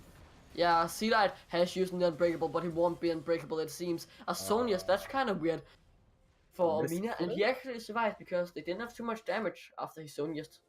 Yeah, I think because of the Zonias, they weren't able to lock him down, because if you know the cooldown timers from Omena, the W would have been up as 1 second after he used the Zonya, which if they would have been able to use it, they would have been able to lock Sealight down. Cody's Dark Binding would have been up, and this is a really risky Drake if they want to commit. A very risky Drake, I would Baron. prove it up to a Baron, because this is the huge objective they're playing for. You can see Awaken split pushing on the other end of the map, so they might just want to use that time, and it has worked wonders so far. The minions are now on the inhib turret. Awaken backs to make sure he won't get caught out as they go into clear the vision of the Baron pit and walk back. I was hoping for a Baron fight though. Oh, she died! Flashes forward, but a good black shield does a lot of work to still let him stay alive for a little bit longer, but on the end of the fight, Sniper goes down thanks to Yoshi's Cool. Yoshi has a lot of damage, but it's also kind of low, has to flash away from the shockwave. Omina is now in the middle of the fight, he has the Frozen Tomb. Will he use it on himself? No, he won't. Hasn't used it yet. Flashes forward with the Ring of Frost, takes one down. Inferno used the Frozen Tomb, Awaken a second one down with the BRB on death. Now they're looking on to get Hidakori. He's the Fed member. of the team. He's trying to run for his life. He's just using the Mantra W to get some health. The shield as well, just trying to run. Omina though comes in, tries to pick up the kill. He's so low, want to get the last basic attack as Awaken picks up that kill. I am kind of surprised why Yoshi didn't follow up. Or Yoshi still had the ace in the hole ready to use. He could have at least used it to make Hitokiri a little bit lower. But Hitokiri, this is what I meant when I said, and full AP Karma is so scary. We saw the damage that they did.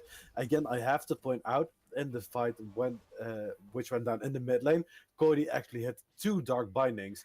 He hit one as soon as Snipe came in, and then one a little bit beforehand to solo out some of the other members, which props to the dude, man. He has been playing so well so far on the Morgana. Omena been roaming a ton, been helping the Caitlyn get ahead, and Nikawa just bursting down wherever he can find, which if you see Nikawa coming and you see him jump with the ultimate, you better flash, because that will hurt. It is gonna hurt like a truck.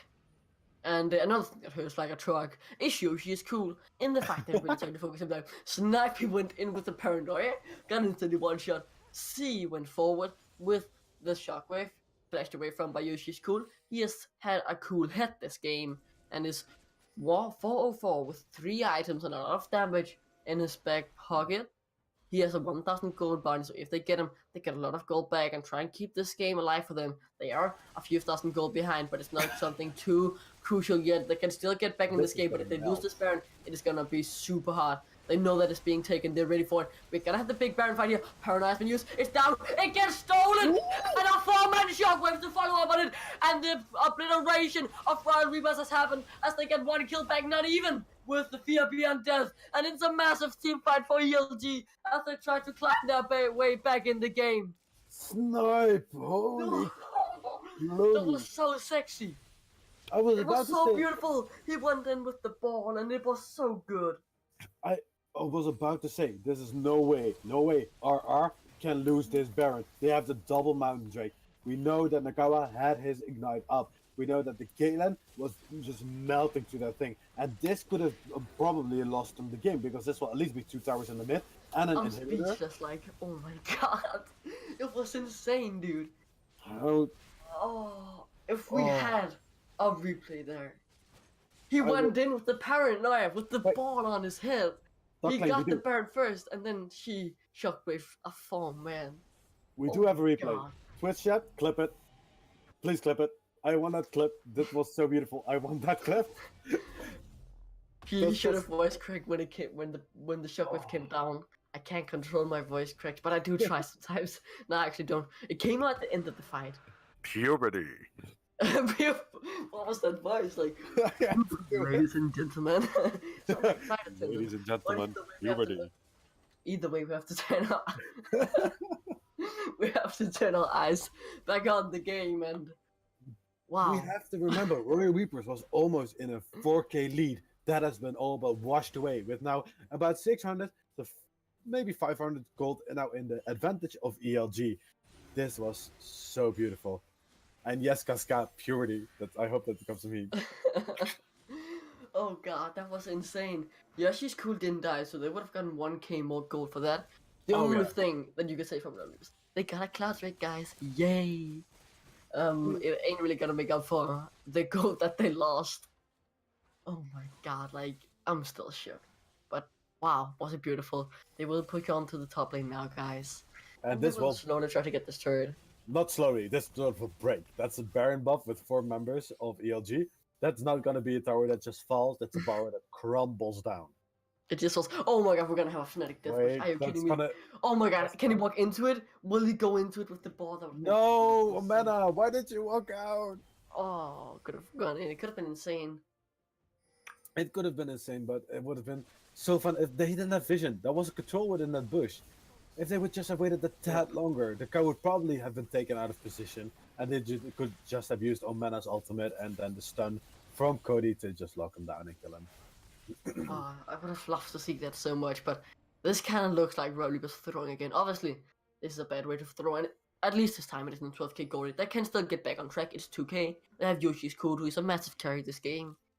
I mean, they were But, 4k ahead, Duckling. It's still. Yeah, it is. It still is a throw. But it's not a 12k throw, at least. Yeah, I mean 12k or 4k. A throw is a throw here. This is gonna hurt. But no, Hidakari gets hurt down as well, gets put in the grinder as a shutdown gold come in favor of him. He got hit by a Yolk snap trap, and he was just standing there for 5 seconds until, yeah, I guess I'll die. This is gonna be.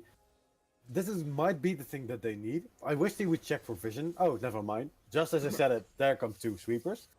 But this might be the thing that they're looking for. Yes, 4 members still have the Baron buff, but because they lost one of the members, because they lost Hitakiri, they lost a big engage and siege tool for them to poke them down with and keep them in keep Warrior Reapers in check. So they have to back off now, which is wasting a ton of valuable Baron power. They did get 3 towers and an inhibitor with the Baron, so no matter how you slice or dice it, it's gonna be worth. However, they could have gotten the turret on the top lane as well if Hitakiri hadn't died, which is just unfortunate. But we all got something good to look at, because that Baron steal is something that I'm gonna fall asleep to. Like, I'm gonna sit on my phone, on my computer, whatever, and I'm gonna watch it 10 times, and then I'll say, wow, the world is perfect sometimes. Please because damn, that was so beautiful. Please Twitch chat, someone clip it. I want to see that again as well. Like, oh, it was the definition of a beautiful play. Hidakari has gone more towards the AP build now, building a Spellbinder. So he just debated me with the tank build. I would have loved to see him pull it out though. But not something we are gonna see today. But we did see a Baron steal again. It is ran out, but they got 5k gold back. Now they're sitting on a small lead, and they can't really ask for too much more. If I could say, the only thing I'm a little bit surprised by is how I think that the Ezreal, the Johnny, is not doing as much as I would have expected him to. We know how strong CLG is as a team, and yes, they did have a bad lane, but I think that is more a bad draft than a bad lane, because Morgana was picked before Alistar. They needed a tank, but there are a lot of other stuff that you could take instead of the Alistar that might have been a little bit safer against Cody and Yoshi. Something like a Braum would have allowed them to do a lot more. Also against the Lissandra, they would have been able to get you out more, because the Glacial Fissure slows as well, will knock you up, and protects you from projectiles, which is, Yoshi, as how fat as he is, you want that shield from the Braum to at least help you a tiny bit. And I think that's just unfortunate how the draft went for ELG, and that might become a factor why they would lose this game. Yeah, wow, like, my mind is just kind of shook at the moment. Because of the Baron steal still? Yeah, it is. It's unbelievable. Like, my mind can't get off it. It was an amazing shockwave. Like, it wasn't just a Baron steal, it was also like a teamfight win after. Oh, so yeah. we went from getting a Baron steal to getting a teamfight win as well, and now they actually have the priority on the Baron. I mean, this was like that cannon moment that we wanted from last game, you know, where they would just go in and get this huge team fight win. This is exactly what that was, and I'm so glad we got to see it on cast. So. Yeah, but the Baron is actually live again. Then that just shows me how much time has passed. They do have vision on it though, and this time Royal Reapers don't want to risk anything. You'll see that Flash is far with the headband pulverized. Ooh! Catch anything. But you can see, they were like, okay, we'll try to sneak, and if this doesn't work, back off. We're not risking a steal again, boys. Back it up. They will have that Baron steal from Snipe burned in the nightmares for quite a while. They're like, just a little bit traumatized, like, oh, Baron is up. Oh, we see members coming. Don't. We're not going to try that again. Whenever you go to bed, you're just like, hearing the voices of Snipe just go in, paranoid, and just, you hear the smite, and then you're like, wake up from your dream, like, what, no? Just bathing in sweat, like, Snipe, no, please, no. Dripping in sweat. Like, no. Just the pure fear is like, oh, no, my Baron, no. We do have a kind of a break in the action right now, so we can talk about what this game means for the standings. Both teams are 1-1 so far, so getting into a positive record would be nice for all of them, for both of them pretty much, and getting into 1-2 is not what you want when you have been rated one of the better teams coming into this split, so you would like a positive record all the way, but one of these teams can't actually get it, and you'll take every win you can, because the field for playoffs is pretty tight. Oh yeah. You know, it is pretty close, so you need to take every win you can get, And this one, whoever gets this one, is definitely gonna get a hard-fought win under their belt. And this is not meant to be shady.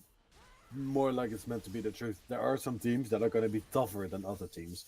Like the two teams that we've just casted before, those two teams are tough cookies to beat. And these two teams are good, but they're more like on the middle of the ranking from what we did with our own power rankings, where we see where that already takes up 2 spaces for the playoffs. And then you only have a few left, which means every win for these teams matters. Otherwise, as you said, it is already such a small space, then they will be in a little bit more trouble than they like to be.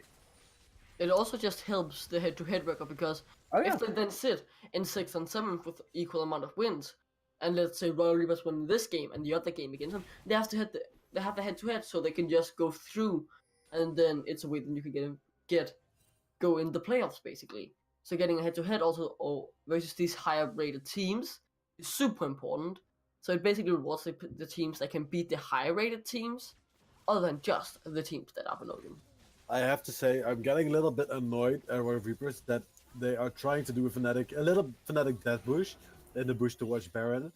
They're not clearing it. They're not checking for vision. 4 members have a control ward to put in there so they can check if there was vision. They just waited. They got poked by Karma twice and still thought, as you see, cast a curse. I said it, and what is Nakawa gonna do? He's gonna clear it. But it kind of makes sense, you know. The fact that the Fnatic Death Bush hasn't worked because anything that Fnatic has done in the past few weeks hasn't worked out, so I'm expecting this strategy to be out. I mean, Duckling, my prediction is getting more and more correct, but we're not gonna talk about the power ranking yet. We're gonna talk about the game and Hidekari. Wow, that was fast. That dude can move. Holy crap. He popped the Spellbinder, ran 700 movement speed just in, say hello, and ran away. How are you doing today, sir? We have had a big break in the game currently. The Baron has been up for so long that the Drake is almost spawning again. And this time I'll go with my mouse and check. It is an Elder Drake, although the left sign says it's gonna be an Infernal. Thank you, Ryan. Dr. Baby. This time I told you that was a nerf. Oh, Jesus Christ, yeah. That was a bug. That is when you watch a game spectators, they will not show the correct Drake.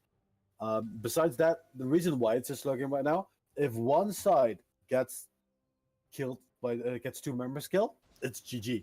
No matter what side you're on, probably they will be able to at least enter the base.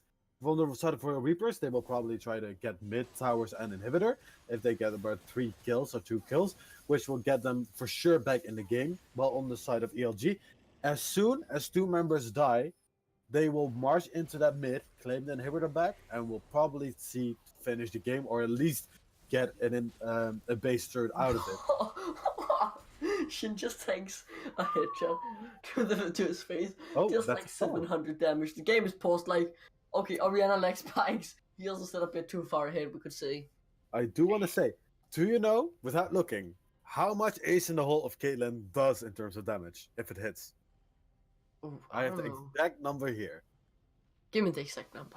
The exact number is 12,021 damage if that hit. And that is a guaranteed crit, ladies and gentlemen. That is hurting. Oof. That shield of Orianna is protecting her for, I'd say 200 health. And Orianna doesn't have any big tank items. She does have the Hourglass, which gives her a little bit of armor. She does have some Morellonomicons, giving her 300 health. I think you said 12,000, dude. That is gonna... Blade, that might kill her. I hope you... Yeah? Do you mean 1,200 damage? Not 12,000? Yeah, 1,200 damage, sorry. Okay, because Twitch chat were mentioning that would have been a bit too overpowered, just one-shotting the entire roster. I mean, Yoshi's fed, no one knows what's gonna happen. No, but indeed, it's 1,200. But still, there's a chance of she going down if Hitakuri doesn't have a shield. He only has a little bit more. Oh, the game's starting. Place your bets, guys. Is she gonna go down? Is he gonna... Oh, that did a lot less than I expected to. Yeah. Oh, moly. I am gonna mention, though, we might actually just see a trade. Royal Reapers have 3 Drakes, so they might just go for the Elder Drake and we'll be trading a Baron for the Elder. Yeah, I think it's the accepted bid.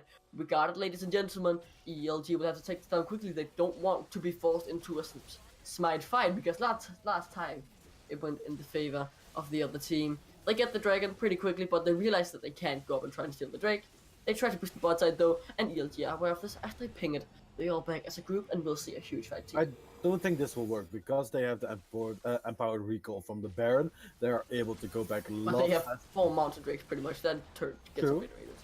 But I don't think But they will now get they go in. Sinlight gets a 2-man headbutt polarized. They are onto Yoshi's cool, but he is away and safe. Though Cody is not.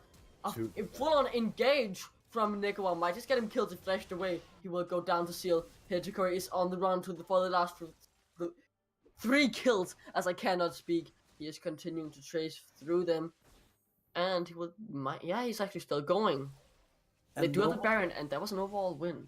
And no one died on the side of ELG, and this is why I prefer the Baron over the Elder Drake, especially when you're in a big minion wave like we just saw on ELG's side. They will help you with the amount of damage that you can deal. And not only that, there were no deaths on the side of ELG, where there were 2 on the side of our Reapers, which were Nikawa and Cody. And this is just going to prove disastrous, because this team already had such a strong push, and now with the Baron buff that they have gathered, this will be a few turns. Whoa. A big shield from Hidekar to try and save him from Johnny, but I don't know if he will stay alive. Flash shield has been used. Everything from Omina. That was a last-minute desperate play. Hidekar flash Q, but it is gonna miss as Omina follows the flash. Hidekar gets the kill anyway as the 2-shot barrage missed from Reformed Johnny. Sniper though tries to push from the other end. He will get caught up by 4 members. Paranoia tries to get a kill, but he's gonna go down. Gets the stain over. Awaken picks up the kill. Nice and safe.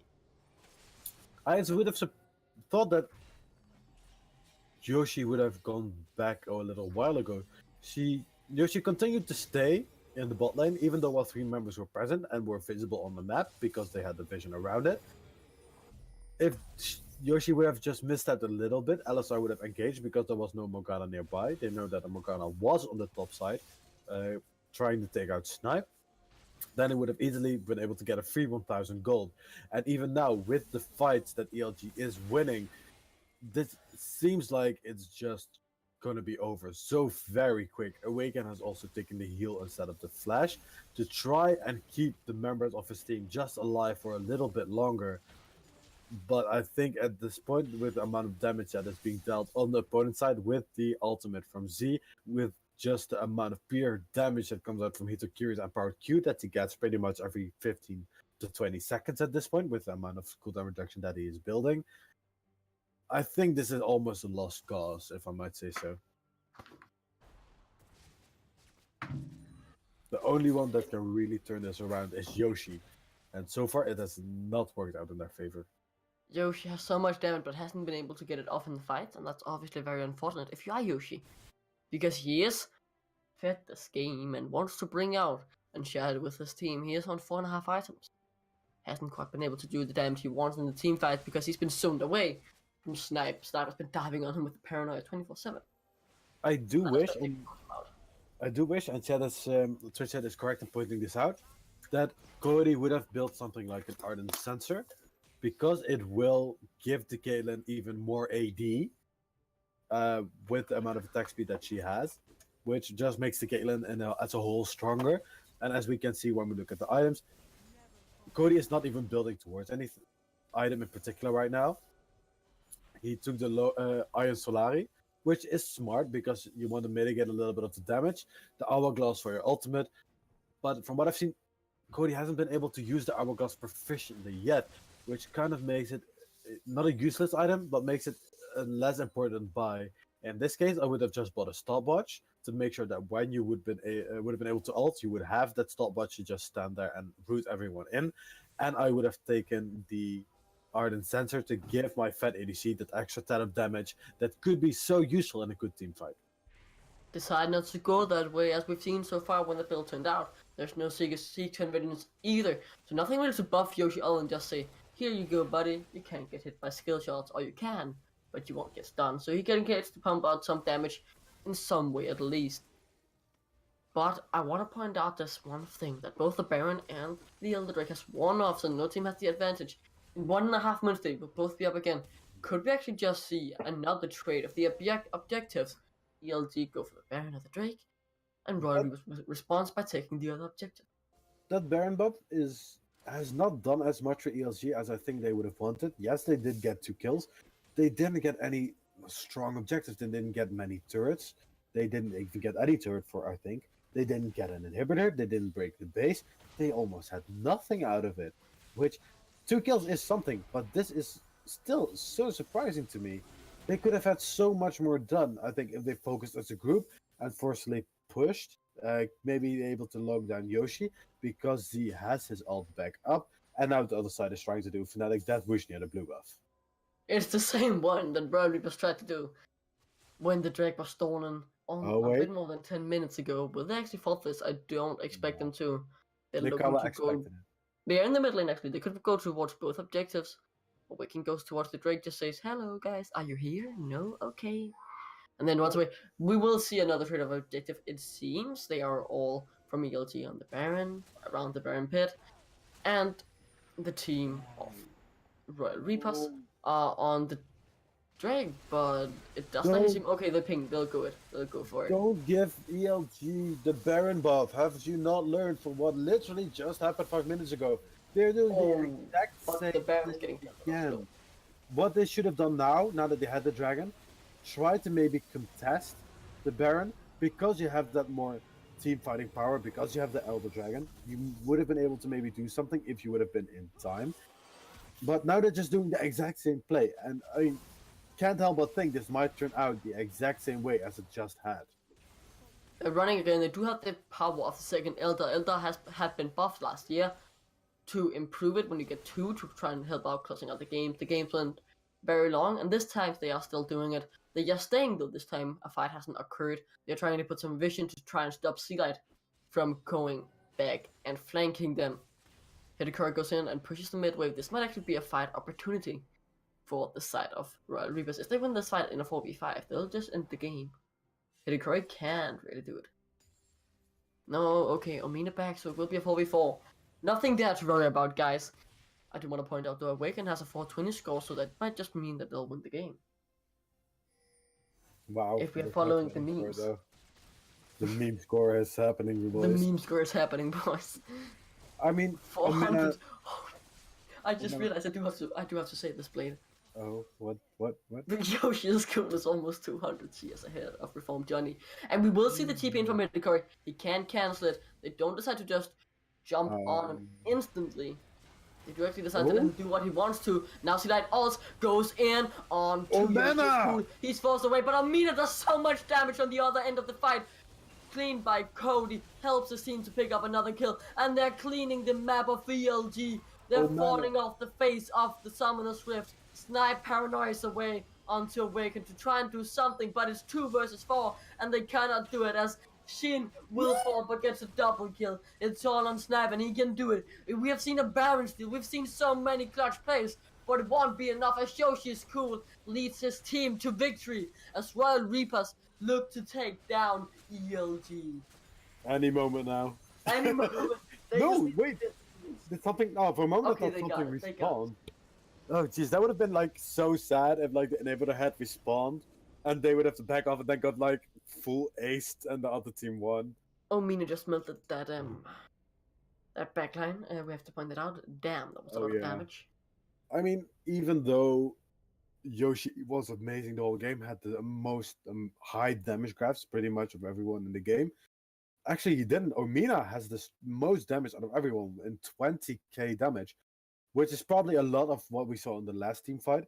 This was a beautiful play from Alessandra, what you want to see. Omina did what you want. He went full into the backline with his E, stunned it, so the other 5 members of the side of Royal Reapers were able to focus the 2 that were in front, which in this time were Hitakiri and were Sealight, and were able to knock him out. Omina stayed alive because he has so much longevity, and would just be able to lock down everyone, get them low enough, and then it was just a matter of clean up and get them away from their own base.